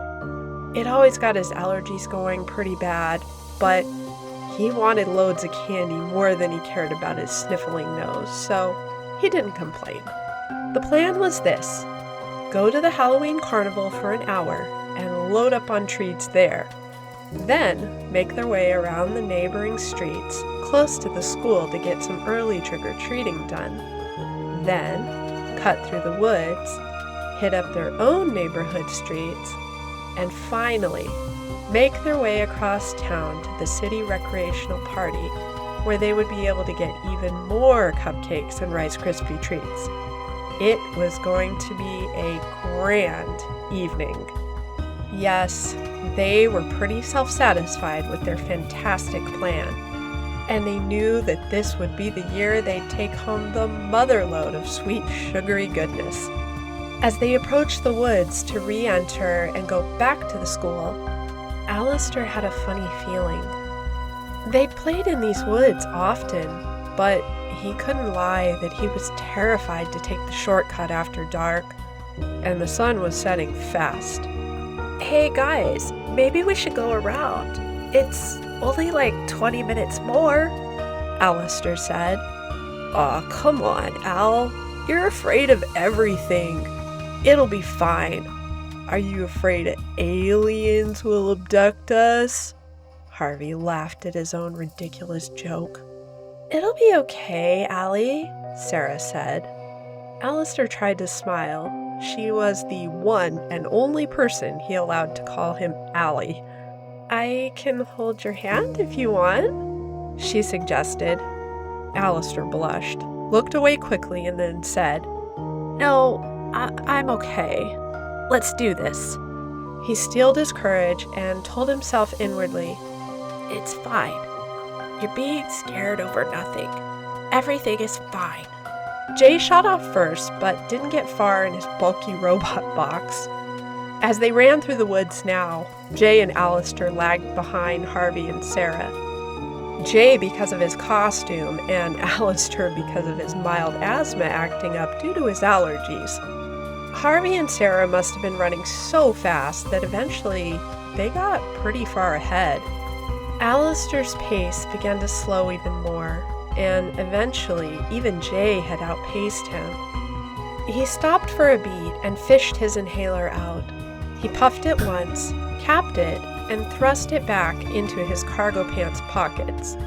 He loved that his cargo pants could carry all of his many things he always had to have on hand due to his allergies. Hey, wait up, guys, Alistair called, but the children must have been too excited and full of adrenaline to hear Alistair. Chapter 2. As Alistair made his way through the woods, the sun began to set, casting long and eerie shadows. He was even more heavily reconsidering that using the shortcut through the woods was such a good idea. As he emerged from the tree line that spilled out onto the big kids' playground, he could see the auditorium lights. He was surprised that his friends were not waiting for him just beyond the tree line. He started to feel a little annoyed with them. They'd all agreed to stick together. He trudged up the slight hill towards the main auditorium where the festivities were being held. He stepped into the auditorium. The Halloween carnival was in full swing, and he peered around, but didn't see them. Where are they? He thought to himself. He made his way around the lines of children waiting to play, beanbag toss, popping for apples, shave the balloon, the cupcake walk, and other such fun games that he wouldn't be able to enjoy until he found them. At first he was stung by their inconsiderateness of his medical conditions. They'd always been accommodating and understanding, so it made no sense that they wouldn't be this evening. He was sure he'd find them laughing and joking around at one of the game stations, but as he circled the large gym over and over again, they were nowhere to be seen. Not a one of them. His hurt and irritation was quickly replaced by concern. Why weren't they here? Why weren't they answering his texts? He'd have seen them turn back along the path if they were going to go back to Sarah's and pick up a last-minute forgotten costume item or something of that sort. A sinking feeling was forming in his gut that something was wrong. He didn't want to, but knew that in order to find his friends, he had to go back to the place he'd last seen them. That meant going into the woods, again, in the full dark. The sun was far past set now, and the forest was dark and ominous, but what else could he do? If he contacted any of the parents, and this was all just a big prank, his friends would never forgive him for worrying the parents unnecessarily. The worst thing he could do was make the parents think they weren't old enough to be out on their own, and him be the cause of getting their newfound freedom revoked. No, he had to make sure that there was an actual emergency before calling on the adults. Yet, they rarely played pranks on one another, and not mean ones, like this would be. It didn't make sense. They'd so meticulously planned this evening all October long. He really didn't know what to make of it. After much deliberating back and forth in his mind, he decided he had no other choice than to backtrack into the woods. If they weren't there, he'd go to Sarah's house and tell her mom that he'd lost his friends in the woods. He left the building and pulled his heavy yellow camping flashlight from his pillowcase. He flicked it on and headed towards the tree line. Chapter 3. Maybe he was just imagining it, but as he crossed the tree line, it suddenly felt darker and quieter. He felt so scared that he was considering going back to the school and informing a teacher. But then he shook his head as if he were just being silly. He stepped further into the forest and started walking along the path. He followed the small beam of light from his flashlight and noticed the air felt much colder. It felt as if the temp had dropped 10 or 15 degrees. He knew from Science Hour that the temperature could drop in the woods the closer you got to a stream or river, but the closest water source running through this small stretch of woods was at least 2 miles away, and there were residential houses in between. It didn't feel right. He walked slowly and carefully, following their carved-out dirt path they'd created from many years of using this route through the woods. He shivered and realized it was far more quiet than it should have been. There was no wind rustling the brittle leaves that still clung to the trees. No frogs or crickets croaking and chirping as they had been when him and his friends had first gone in only an hour ago. Something felt wrong, very wrong, and he was about to take off at a sprint when he could see a faint yellow glow off to the right. It was up on the knoll of the hill. It looked like the glow of a campfire, but that didn't seem right. A campfire would be given to flicker. This glow was steady. "Hey, guys?" His voice cracked as he tried to yell softly. No answer. "Jay? Sarah? Harvey?" He tried a little louder.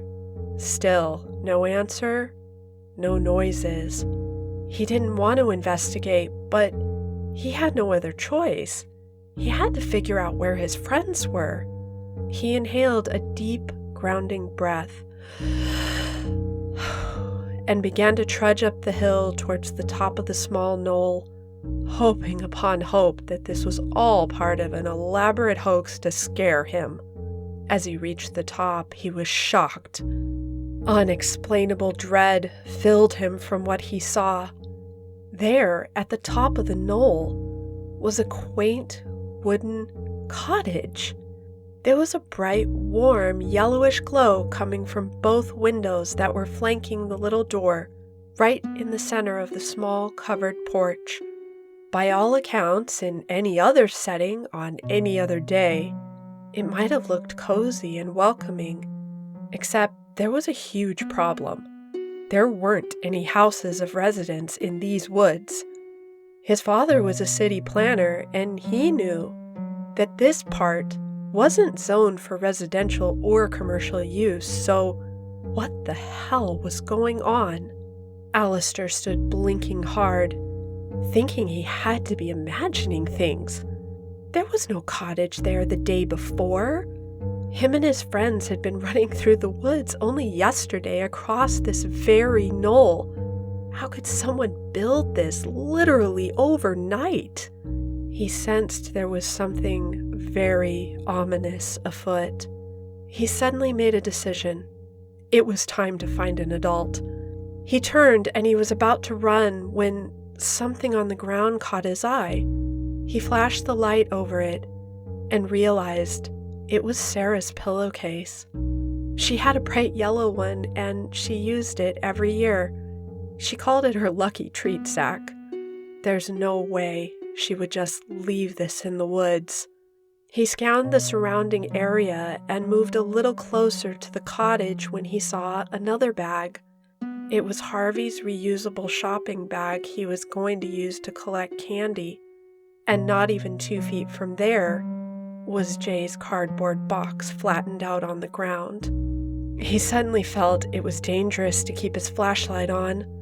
Something was definitely wrong. His hands were shaking and he fumbled with the thick slider on the side of the flashlight trying to switch it off. Despite it being cold, sweat trickled down the back of his neck. He felt frozen in fear. Something inside him suspected that his friends were inside that house, and perhaps he was the only one who knew it. If this cabin in the woods had magically appeared, what if it magically disappeared while he was running for help? He had to try to help them. He approached the cottage cautiously. He picked up the hem of his reaper robe and bunched it up so as not to trip, then tiptoed onto the small wooden porch. He crouched down under the windowsill and slowly unfurled his body so he could peek inside. He had to clasp his hand over his mouth quickly to stifle his gasp. There, inside, he saw 3 cages hanging from the ceiling where Jay, Sarah, and Harvey were each imprisoned in their own cage. They seemed to have given up all the fight left in them. They were slumped in the half-dome, wrought-iron bird-like cages. The contraptions looked like something straight from a medieval movie about dragons, knights, and dungeons. His breathing quickened as he began to panic. He had no idea what to do. What if he got to an adult quickly enough? They could come back and help him. He had to get back down the knoll and find an adult. He hoped that until then, the cottage wouldn't disappear. Chapter 4. He turned and was about to take off at a sprint, but was stopped short. About 20 feet away, there was a woman, dressed in an all-black cloak, and illuminated by some unknown light that shone down and around her. The majority of her face was hidden by the hood of her cape. Only her blood-red lips and impossibly long blonde hair cascading down her shoulders to her waist were visible. He was paralyzed by his fear as she slowly removed the hood of her cloak. He saw her eyes, too big for her face, like an anime character. They were an otherworldly shade of crystalline violet, and it seemed like there were sparks flickering in the irises of her eyes. She smiled at him then, but he didn't like that smile. No, not at all. It was predatory and sinister. He couldn't seem to will his body to move. He was petrified by her presence.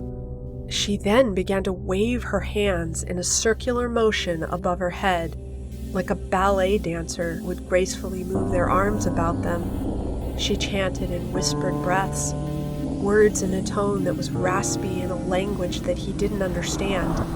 She then stretched her hands out in front of her, towards him, and a soft, smoky mist came floating from her fingers towards him. He knew he needed to move, get his legs going, but fear had him pinned to the spot like a small mouse about to be pounced on by a feral cat. He trembled, waiting for the smoke to reach his face. He closed his eyes tight as if to block it out.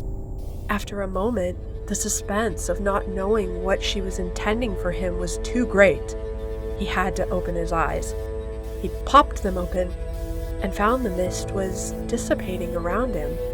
The woman shrieked then, an ungodly sound. Then she cackled an awful laugh that sounded just like the witches in the movies. Alistair found himself understanding 2 things in that moment. 1, His suspicion that she was a witch was correct. 2, for whatever reason, the spell she'd just tried to cast on him had failed. This gave him a fleck of courage to gather up his faculties and will his body to move. Then he began to run like hell. He watched as the witch was working to recreate the concoction of whatever enchantment she attempted a moment ago, but he wasn't going to stick around to find out if her second attempt would land. He took off at a sprint, faster than he'd ever run in his life. He didn't think about how badly his lungs burned and legs hurt. All he could see was the slumped and defeated bodies of his friends, crammed into oversized bird cages. He had to get help. He was just about to make it to the tree line on the edge of Sarah's street. Hope blossomed in his chest, giving him the final push he needed to ignore the pain in his body. "Almost there, Alistair," he coaxed himself onward towards the street lights just beyond. "Just a little further." Slam! He crashed and was thrown back by some invisible force. It slammed him back so hard he thought he was going to pass out. "Ah, what the hell?" He rubbed at his face. It felt like he'd just hit his backyard trampoline, as if the flat surface had been turned on its side and rooted down into the forest's edge.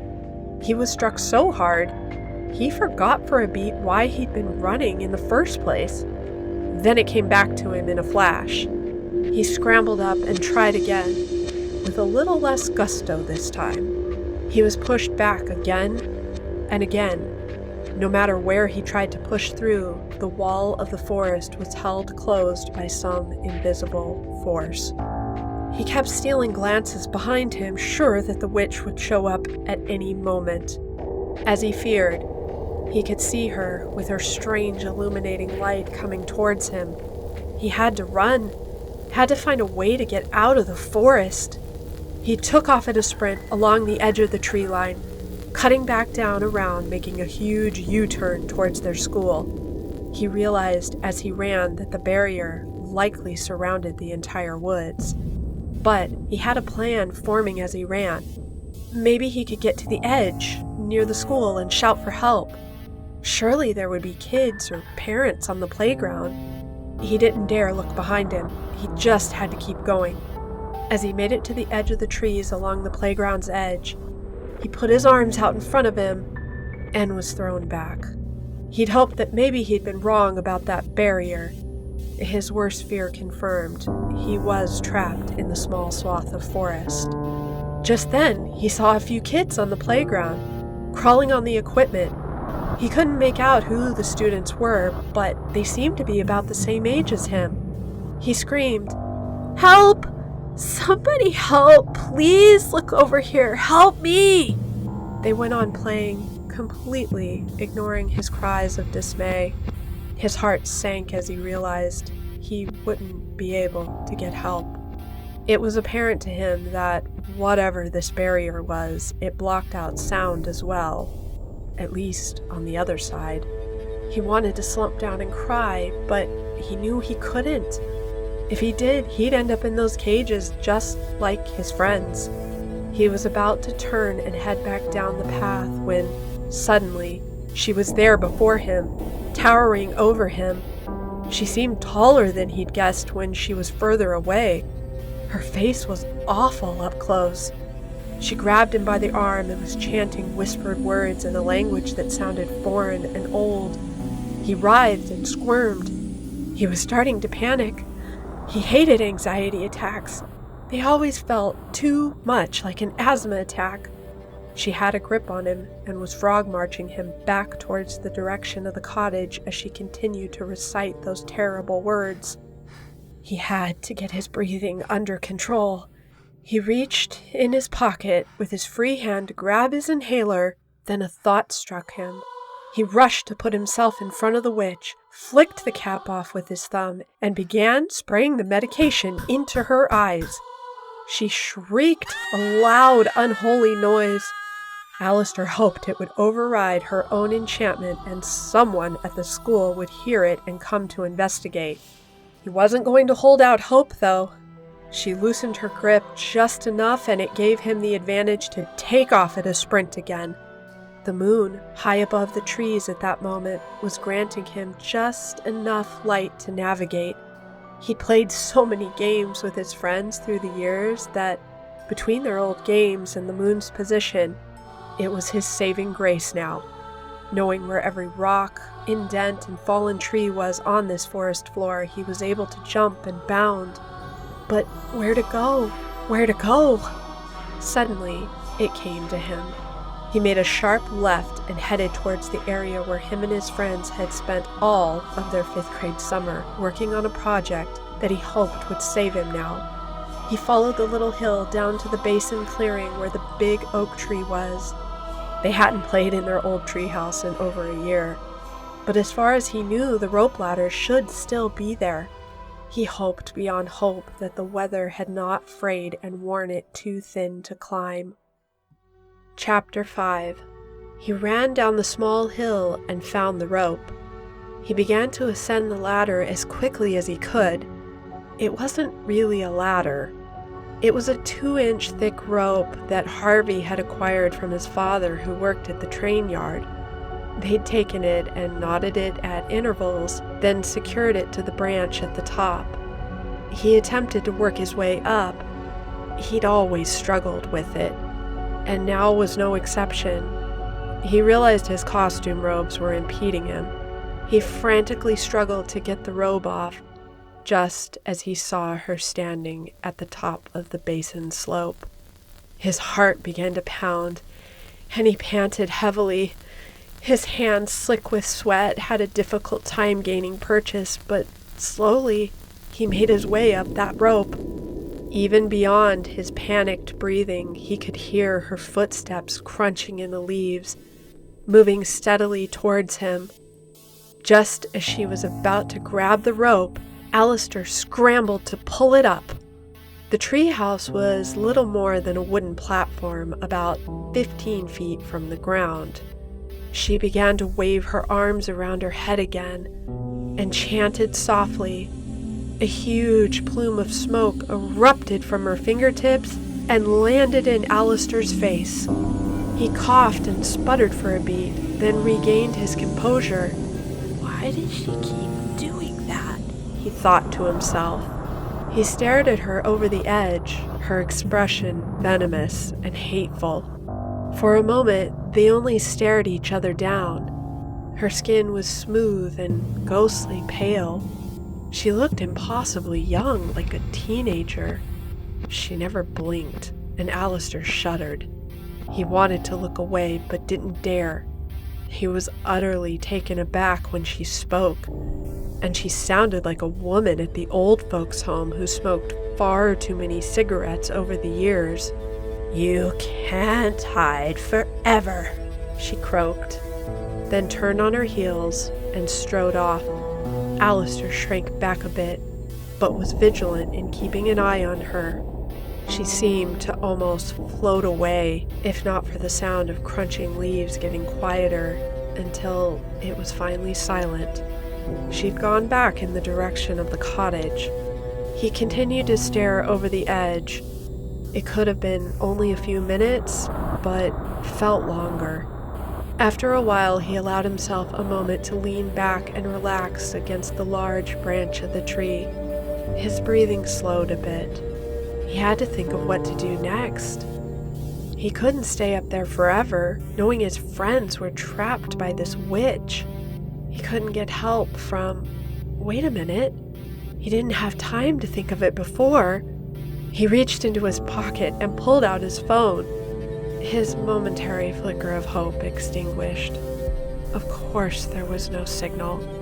That force field that she had around this swath of forest was likely blocking the signal. But what if the magic... He scrolled through and found Sarah's number. It couldn't hurt to try. He sent her a text. "Hey, it's Alistair. Are you okay?" He watched the screen, not realizing he was holding his breath for a reply. He let it out in a rush when the phone chimed. Oh my God, help us! Where are you?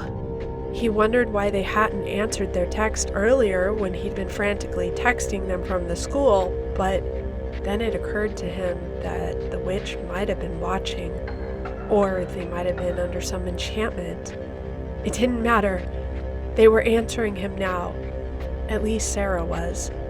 I'm in the treehouse for now, trying to figure out how to help you. Just hold on. H and J okay too? It was a long time before she replied, then said, Have to be careful. Came back, left again. Please get us. Even as he punched out the quick reply, he was trying to think of what to do. OMW, hold on. On my way, hold on. Hurry, not much time. Think she's going to kill us. Alistair's stomach lurched. He wasn't sure why he expected anything less, but hearing his friend type it out solidified his worst fear. He had to go back there. What could he do, though? He had no weapons, or... Wait, he might have something. That same year that they'd built the treehouse, they'd found this old axe on the edge near one of the neighboring properties. They knew it had probably been used for axe throwing, and the neighbor had thrown it too far. It landed in the woods, and they'd not bothered to retrieve it. The friends had taken it, set up near an old tree, and tried their hands at axe throwing. It was impossibly difficult, and only Sarah had done even half well. But what if it was still there? He lowered the rope and made his way to the area where they'd left that old rusted axe. He bent down and ran his fingers through the leaves, hoping not to find the sharper edge with his hands. Just when he was about to give up, his hand brushed against cold metal. He felt along the flat edge and realized it was the axe. He pulled it from the leaves and headed off towards the cabin on the top of the knoll. Chapter 6. He was aware of his surroundings, trying to use the game paths where the moonlight would permit so he would keep his noise to a minimum. He got to the cottage and approached it cautiously. He didn't see her anywhere, so he made his way to the porch. He looked inside. He gave himself more time to look at the layout. The inside looked impossibly big compared to the outside dimensions. He surmised this was likely due to the same magic he'd been encountering from this witch all evening. As he did a once-over of the single room, he noticed the witch was not inside, and to his greater relief, his friends were all still there. The place was cluttered with shelves filled with books, taxidermy animals, jars and bottles. It was a cliché witch's hut to the hilt. His friends were still hanging from the support beams in the center of the room. There was an enormous fireplace on the left that took up the entire wall. In the fireplace was a giant black cauldron, suspended above a pile of wood, thankfully not yet lit, so perhaps he still had quite a bit of time. He couldn't help but think, that pot is big enough to hold an entire child. A violent shudder ran up his spine as the words of Sarah's text played through his mind. I think she's gonna kill us. He steeled his courage and made his way to the front door. He hoped it wouldn't be locked. It was a simple latch that he squeezed, and to his relief, the door opened. As he pushed it, it creaked loudly, and he stopped. He opened it more slowly and squeezed through the crack, then quickly shut the door. Alistair! Oh my God, you're alive! Please help us! His friends cried out in a rush. Shh! I'm working on it. Where are the keys? Even as he was saying this, he was looking for something to stand on to reach the locks of the suspended cages.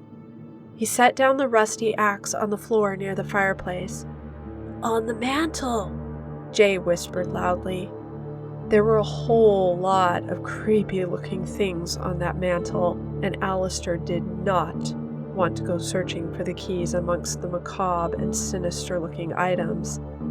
A bony hand mounted on a wooden base, a bat that looked like it had died, shrieking in pain, a box that was glowing an ominous red. "Where on the mantle?" Alistair asked as he looked over and around all of these items, but didn't see it. "I remember her putting them over there, but my head hurts, and I feel really foggy." "I don't know exactly," Jay said as he rubbed at his forehead as if to jog his memory better. "Okay, if I were a witch, where would I keep my keys?" he thought to himself. The box?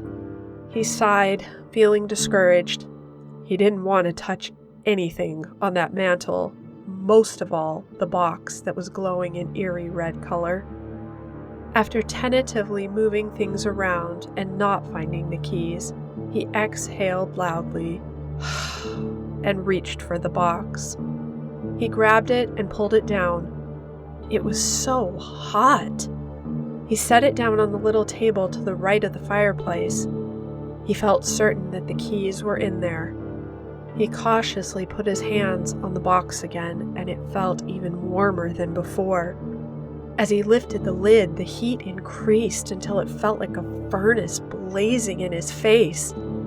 He peered inside, and there was a giant wrought iron keyring with one single key on it. It was glowing as if it were sitting in the middle of hot coals. He was hyperventilating now at the thought of sticking his hand into that furnace of heat, but he had to get the keys. He mumbled, "It's so hot." He was certain his flesh was going to melt off his hand, but what other choice did he have? He had to get his friends out. Just when he was about to, Sarah yelled, "Wait!" Alistair pulled his hand back. "Use the fire poker." She pointed at it to the left of the fireplace where it was leaning against the stones. Alistair smiled with relief. He took the fire poker and reached into the box with it. He hooked the key ring onto the poker hook and pulled it up. As soon as he did, the red glow of the ring and key instantly turned black.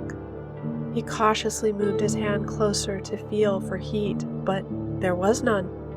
He grabbed the keys and was surprised when they were cold to the touch. He wasted no time then. There were no chairs in the room. However, the little table he had set the box on should work well enough. He removed the box, which was also cool to the touch now, and began to haul the table over to the cages. He positioned it under Sarah's cage as it was the shortest gap from the table to his friends. He scampered onto it and balanced on the small surface, hoping it would hold.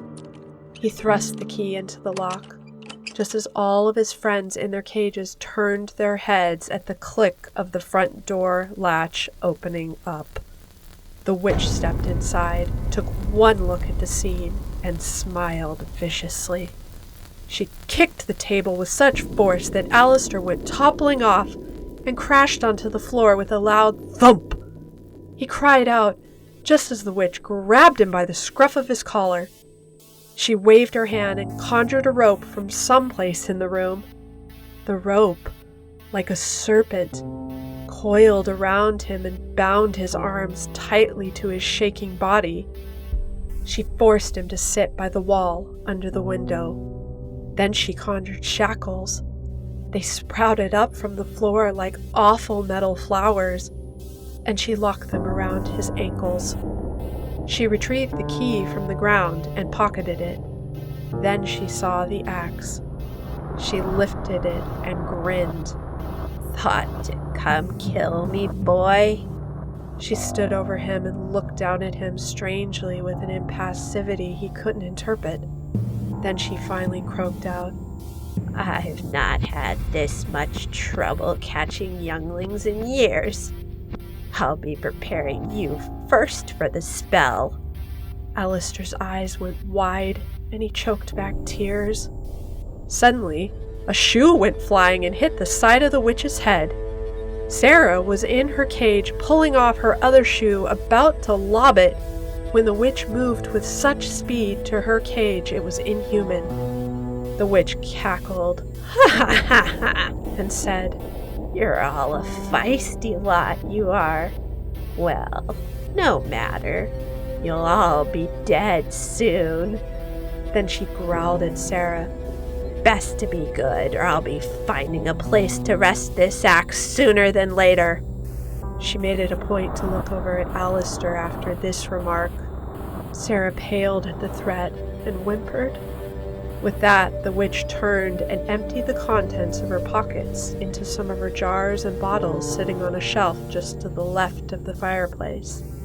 Then, without so much as a glance or a word, she left the children again, taking the axe and all of Alistair's hopes with her. Alistair looked on helplessly at his friends. He had no idea what to do. He'd failed. They were going to die. Chapter 7. All hope and morale seemed to have deflated from his friends as well. As he looked into their faces, Jay was crying silently. Harvey looked off into nothingness, lost in whatever thoughts he had. Sarah was staring at the bottom of her cage. So much time passed that none of the children could determine how long they'd been sitting and waiting. After some time, Alistair asked his friends, "What happened? How did she capture you?" Sarah answered, "Me and Harv were just up the path and we saw someone. We both got scared and were trying to turn back the other way when something—" She stopped, trying to think of how to explain it. "I felt strange. There was this mist that came floating towards us. I smelled the scent of gingerbread."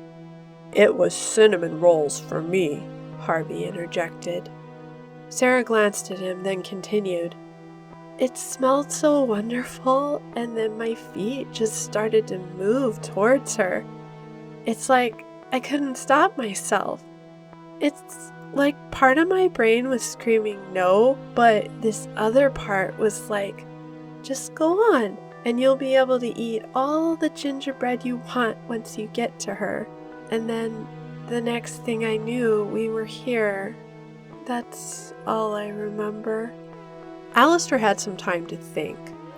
"I saw her cast that spell in the woods. She tried to send the mist my way, but... oh my god! It didn't work on me because of my allergies. I couldn't smell it." "Oh." Sarah smiled, but it had a sad quality to it. "I wish she'd not gotten back so soon. Then you could have..." Her voice trailed off. Despite his predicament, he felt strangely calm. Or maybe all his adrenaline had worn off and he was just too tired to be afraid. Either way, he steeled himself for what was to come next.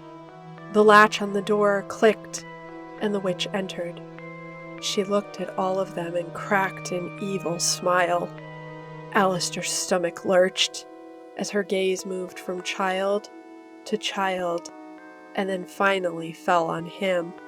She lingered on his face. He wanted to look away, but something inside him felt too proud to let her defeat him in all aspects of this battle. The witch moved to the fireplace and busied herself adding ingredients to the potion in the cauldron, and then lighting the wood underneath. She sprinkled something on the small flames, and then they burst into a roaring blaze. Alistair had to turn his head to block his face from the sudden burst of intense heat. The witch must have noticed this and began to laugh softly. A noise that sounded like bones grinding between coffin planks. "It's going to be much worse than that, youngling. The spell works better if you're terrified, and I can tell you are." He hated to admit defeat, but he knew he was utterly defeated. Even the youngest child, when they know they are going to die, stubbornly barters for more time, even just a minute more. Alistair was no exception. A question popped into his head, and before he could consider the implications of speaking to her, he blurted out, "Why are you doing this?" She looked down at him with her strange, violet, bulbous eyes, and considered this for a moment. Life comes at a price, dearie. You pay. We all pay to live. And those who would cheat death have to pay the ultimate price. I gave up caring long ago what eternal consequences it might hold. So you're gonna kill us so you can be immortal? Not exactly, she cooed. You're a precocious one, I'll give you that. It's a pity I can't spare you. This opportunity to pass between the worlds and get the final ingredients for my potion only comes round every 100 years. When the ritual is complete, I am granted another lifetime. You live 100 years exactly? Yes, approximately so. Why didn't you just conjure ropes when you saw me? He already knew the answer, but thought to keep her talking a bit longer. My powers are waning. I have put most of my energies into this cottage. Therefore, I am less powerful outside of its walls. She waved her hand at him, and he flinched. He realized it was just a gesture to match her statement. Now the time for indulging in your inquiries is over. The moon is aligned just so, and I must get everything into the pot. She stared at him poignantly, and her face split into that awful, predatory grin again. Alistair shuddered but refused to look away. He knew he was going to die, but he refused to do so without courage. It's what his parents would have wanted. He watched her wave her hands into the air as she'd done before, and Alistair suddenly recognized what she was doing. He'd hoped that he'd luck out again, but he felt a sinking feeling that he might not this time. This time, as the mist came towards him, he thought he could detect a slight fragrance of freshly baked cider donuts, his favorite. He could feel his mind getting a bit foggy. She waved her hands into the air again, and the ropes around his arms and torso dissipated. Another wave, and the shackles melted away. She grabbed him by the arms, forcefully jerking him to stand up, then stood back just a step, watching him carefully. When she was satisfied that the enchantment had worked this time, she frog-marched him to the front of the cauldron. You won't be needing those mucking up the spell, she said, and waved her arms again. Every item of clothing he was wearing was cast off at his feet. He stood staring off blankly at the back wall of the fireplace, knowing he should feel embarrassed at his nakedness, but felt too terrified to allow this other rational emotion to prevail. Alistair blinked hard.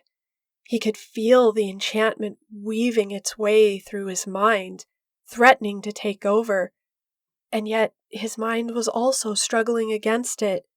He felt woozy and swayed slightly. It caused him to glance down at the floor. It was then he saw a hint of bright green poking out from the pocket of his pants. He wondered what it was. And then, all at once, he remembered what it was. An image paired with an idea popped into his mind, and it was just enough to bolster his confidence and break free of the mind fog. He willed every muscle in his body to move, then lurched for the item. He pulled it free from the pocket and flicked the cap off his EpiPen. At the same time, the witch lunged for him. It was perfect timing for Alistair. They both hit the floor and tussled for only a moment before he thrust the thick needle of the EpiPen straight into one of her bulbous eyes and pushed down on the medication injector. She screamed with such raging agony that Alistair thought his ears might bleed. There was no time to think of that, though. He grabbed the fire poker from the pit and turned to the writhing witch on the ground. "What sorcery is this?" she cried helplessly, grabbing at her eye. Alistair raised the poker high into the air and with all his might thrust it deep into her black heart. She choked then, as the thick black blood seeped from her heart wound. She writhed and twisted a moment more, and then she stopped. All of them were silent as they merely stared on, every one of them holding their breaths with the same thought, "Please be dead." In that moment, the walls began to shake. A terrible earthquake was rattling the entire structure. "Hurry, Alistair! Grab the keys from her pocket!" Sarah cried. The shaking was so violent the cages dislodged from the ceiling one by one. Alistair ran from each cage, quickly unlocking them. Just before they headed for the door, Alistair grabbed his pants, and they all tumbled out the front door. They watched in relief as the cabin caved in on itself and then shrunk inwardly like some cosmic force were crumpling up a giant piece of paper and tossing it away. The strange ball of wood and stone continued to shrink, and then a small spark ignited, and it was gone entirely. They all stood staring, dumbfounded at the spot where the cabin had been only seconds ago. Then Alistair shook his head and realized he was standing there holding his pants in front of his privates. He looked at his friends, who looked away, except Sarah. She'd always acted more like one of the guys, and never more than right now. She shrugged and laughed. "It's not like I don't have two younger brothers. Please, I've seen it all." Alistair blushed furiously, and she had the good grace to turn around then. He scrambled to get his pants on. They wasted no time after that, getting back to Sarah's house. They snuck Alistair up to her room before her parents would notice him walking around bare-chested. They had no idea how they would explain that one, so they thought it best to avoid explanation altogether. Sarah had lent him a pair of her old gym clothes from last year, which were unisex for the school anyway, so it worked out perfectly. They were surprised it was not later in the evening. They figured that the magic the witch had on the forest caused time to pass differently. When Sarah had half-heartedly asked the boys if they wanted to try to finish the evening as planned, it was pretty unanimous that none of them wanted to be outside. So when her parents came into the TV room and saw the four of them curled up on the couch watching Star Wars, none of them in costume, the parents were absolutely baffled. "Why aren't you out? You've only been gone an hour. You've been planning this all month." Sarah's mother and father shook their heads in confusion. Alistair replied officiously, "I think we've realized we've outgrown celebrating Halloween outside. We just want to stay in this year." The other three bobbed their heads up and down in unison to agree with him. Sarah's mother threw her hands up in the air and rolled her eyes as if to say, "I don't understand tweens at all," then walked off mumbling something incoherently to herself. Sarah's father shook his head and replied slowly, "Okay, if that's what you really want. Don't eat all the trick-or-treaters' candy." He tried to sound stern, but all the kids could tell he was as equally perplexed as his wife. After her parents left for the downtown rec center party, Sarah made them a big bowl of popcorn, and the four friends settled into their movie marathon. After they finished the first movie, Alistair laughed out loud, but didn't say anything. The others looked at him to explain himself. "Boy, my mom is gonna be furious when I tell her I lost another EpiPen." The three of them laughed at the inside joke. It was a joke that would last between only the four of them for many years to come. And after that night, Alistair didn't find the needles of his immune therapy to be nearly as scary as he once thought they would be. Obedient to Impulsive by Natalie Dafoe. My hands were turning white, I thought, pausing to look at them. Did Ruby curse me as she threatened? Was I gripping my spellbook too tight? Or was it simply the full moon casting a colorful illusion over top of my skin, sending my already pale skin into an icy blue, highlighting how I wasn't truly human? Admiring your hand, are you, Evanora? I jumped at Nyx's voice, shattering the silence in my room. I told you, call me Nova.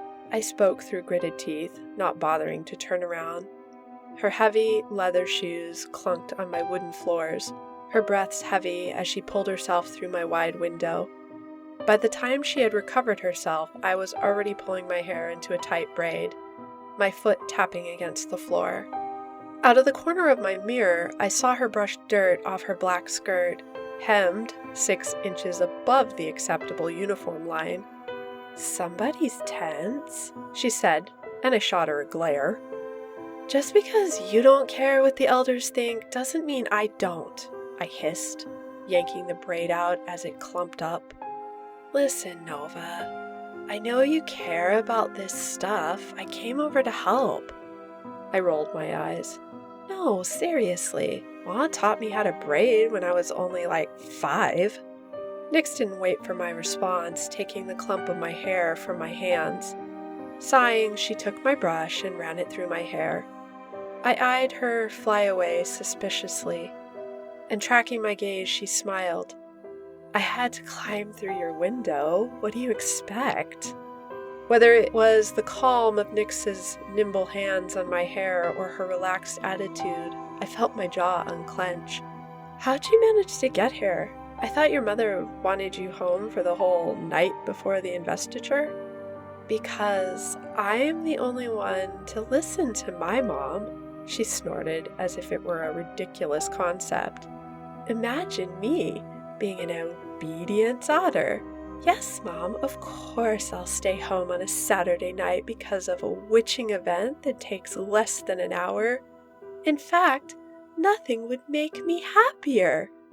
I couldn't stop the laugh escaping my lips, the tiny piece of euphoria from Nyx's presence. Hey, I said between giggles, is that a dig at me? I lifted my voice at the edge, my eyes crinkling and my face finally breaking out of the serious expression previously plaguing it.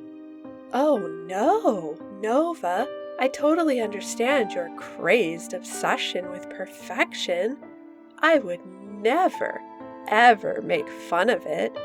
She wagged her eyebrows, giving me a joking wink. Oh, now you're asking for it. I pulled out my wand and Nyx jumped back and squealed with surprise, dropping my braid in the process. She threw her hands up in the air, a wide grin on her face. No fair, I don't even have my wand. I lowered my wand, feeling its weight in my hand, though it looked no more than a well-carved stick of wood, the inside heavy and dense with centuries-old magic. I used it as a vague threat, but the true power of it was almost incomprehensible. It magnified the power of incantations tenfold. What's going on up there? Is that Nyx? My mother's voice echoed through the house, sending Nyx's eyebrows flying up faster than a broomstick. I stammered, torn between lying and telling a half-truth. Either way, I wasn't ready for Nyx to leave, especially after she easily tore down my nervous jitters. I'm just braiding my hair, Mom, I called down. I think Nyx was grounded until the ceremony. I marveled at how my voice was clear of telltale trembles, and a soft giggle made its way out. Nyx tisked, shaking her head in mock disapproval. I am such a bad influence on you, Nova. Humming to herself, Nyx picked up my braid, watching as her lips pursed in a tight focus, sucked into perfecting the art of hairstyling. While she was certainly a loosening influence on me, maybe I was changing her too. Nix snuck back out the window at 11, not wanting to risk her mother finding her gone for too long, and she said she wasn't going to show up with her hair messed up by an unforgiving climb up the tree to my window. By 11:30, my mother came up to my room to fuss over the last bits of my regalia. Early as always, we pulled up to the forest entrance by 11:45. Aspen was waiting with his mother and sister, tapping his knee and looking off into the distance. When our old caravan pulled up, the family's attention was drawn to the pair of us. I fought the strong urge to blush as his blue eyes met mine and tried to ignore the raised eyebrow. "She doesn't know yet," I mouthed to him, and he furrowed his brow and frowned. I pursed my lips. I wasn't expecting to see him until the next day. The investiture was witches only, no warlocks allowed. Celia Finch gestured for Aspen to help me out, and I gave a tight-lipped smile to him as he opened the door and lifted me by the arm. His warmth bloomed against my cold skin, lingering for a few moments longer than an acquaintance would. Stuffing my hands in my pocket where he let go and sighed. "I told my parents, Nova, you can't seriously still be keeping this from your mom." He rubbed his eyes, glancing momentarily back at our parents, deep in conversation neither seemed to enjoy. I slumped, my hands suddenly clammy. "She's going to skewer me, Aspen. You know how much she likes your family. You agreed." He gave me a stern glare, and my hands formed into fists. "I'll do it tomorrow," I promised, putting my hand on my heart. "Witch's honor." He snorted.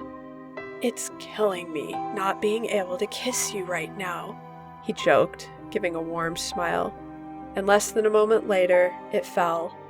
His younger sister, Olive, was watching silently from between the two groups. "She's getting accepted into the coven today," he said, his voice low.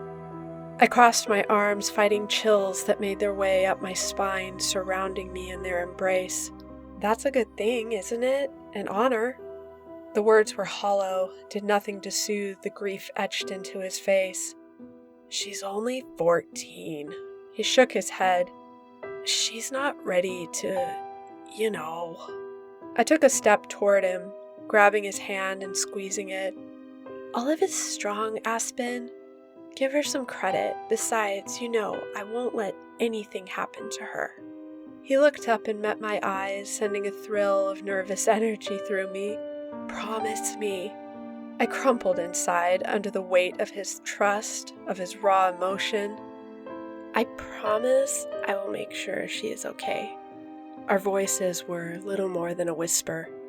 The crickets and howls of distant wolves were louder than the promises we made to each other in the blue-lit night. And at my words, he relaxed and rubbed his thumb over my fist reassuringly. "Evanora, it's time to go." My mother beckoned me into the forest, and I shot a final glance at Aspen before following her through the iron gate. The night was loud, the sound of children laughing slowly, morphing into the music of nature.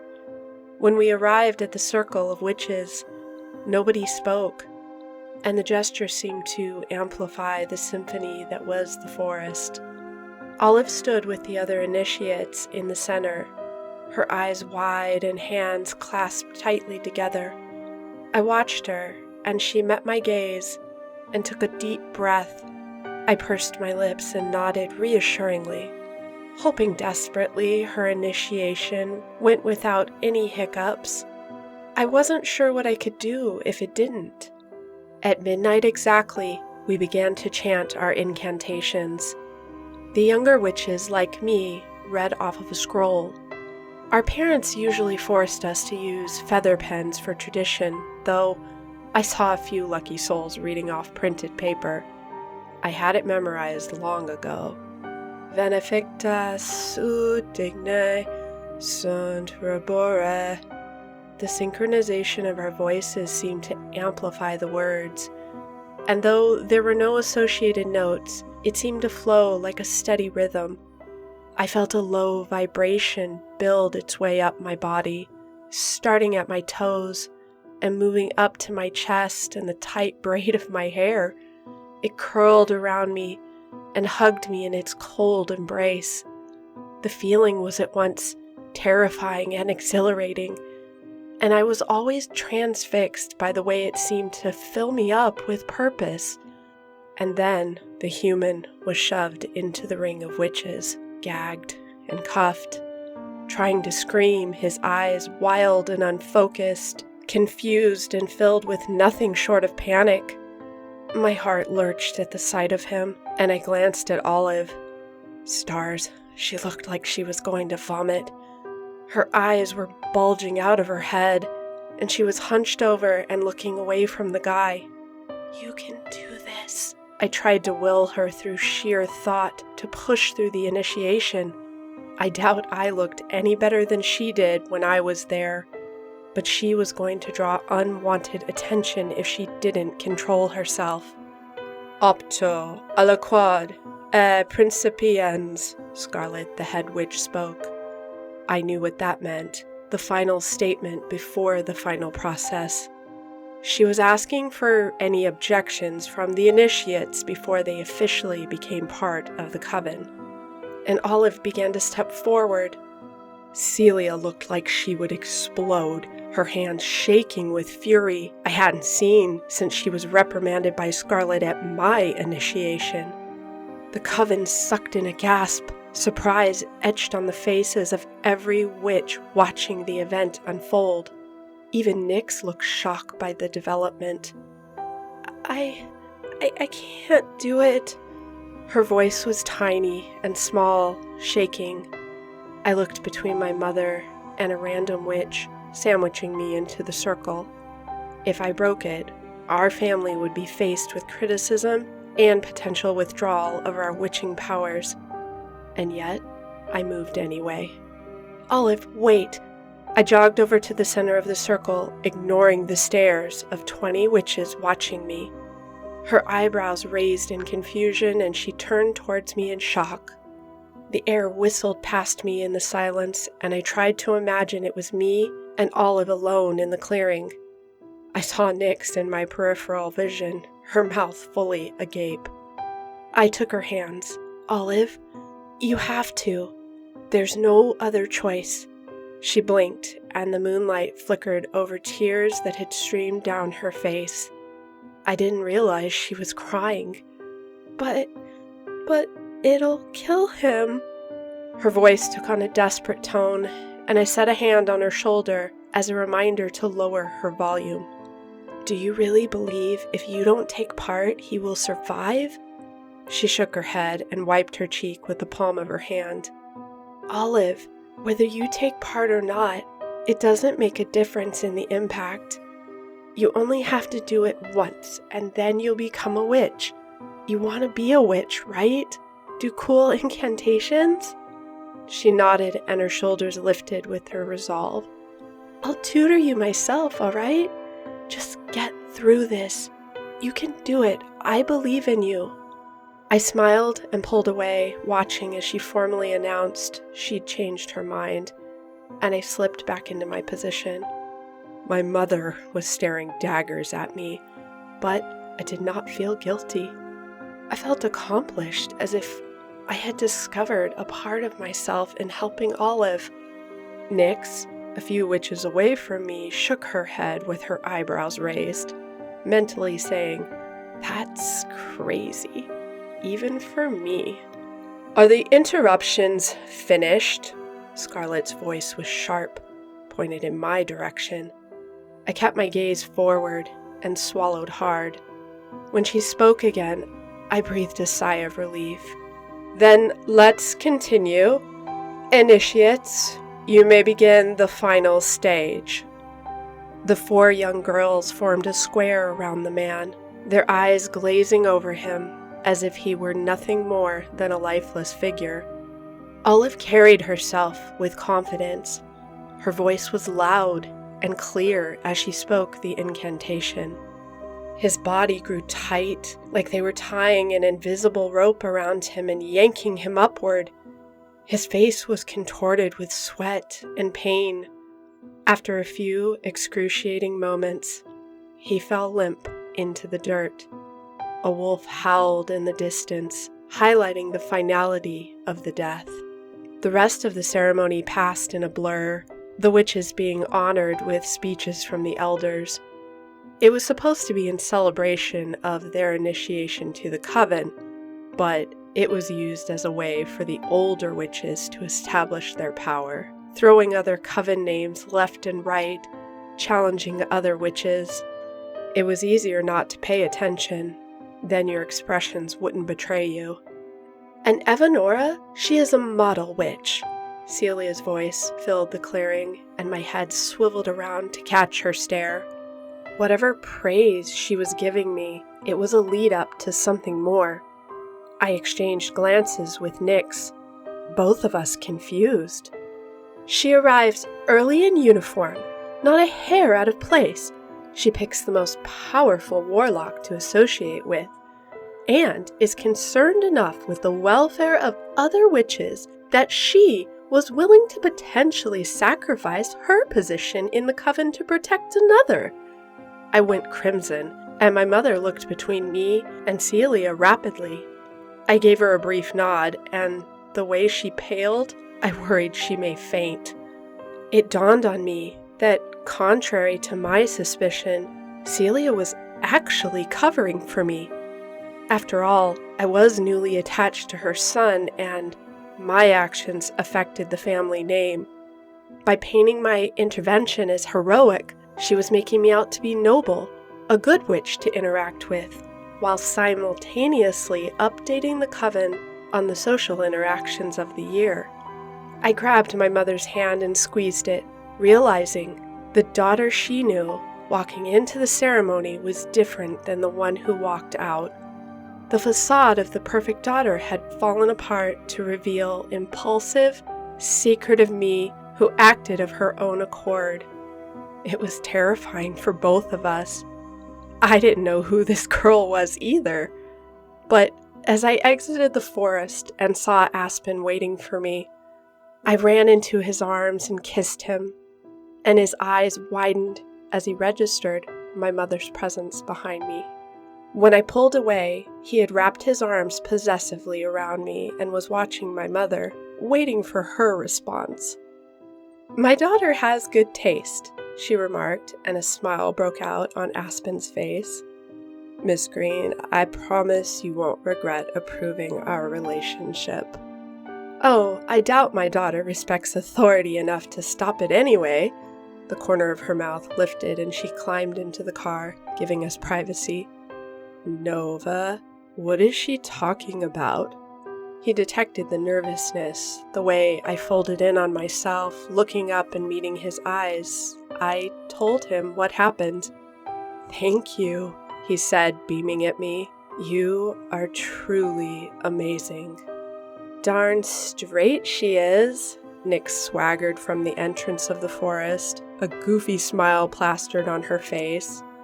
"Nova just interrupted the ceremony and got away with it, though I think your mom saved her name in front of the coven."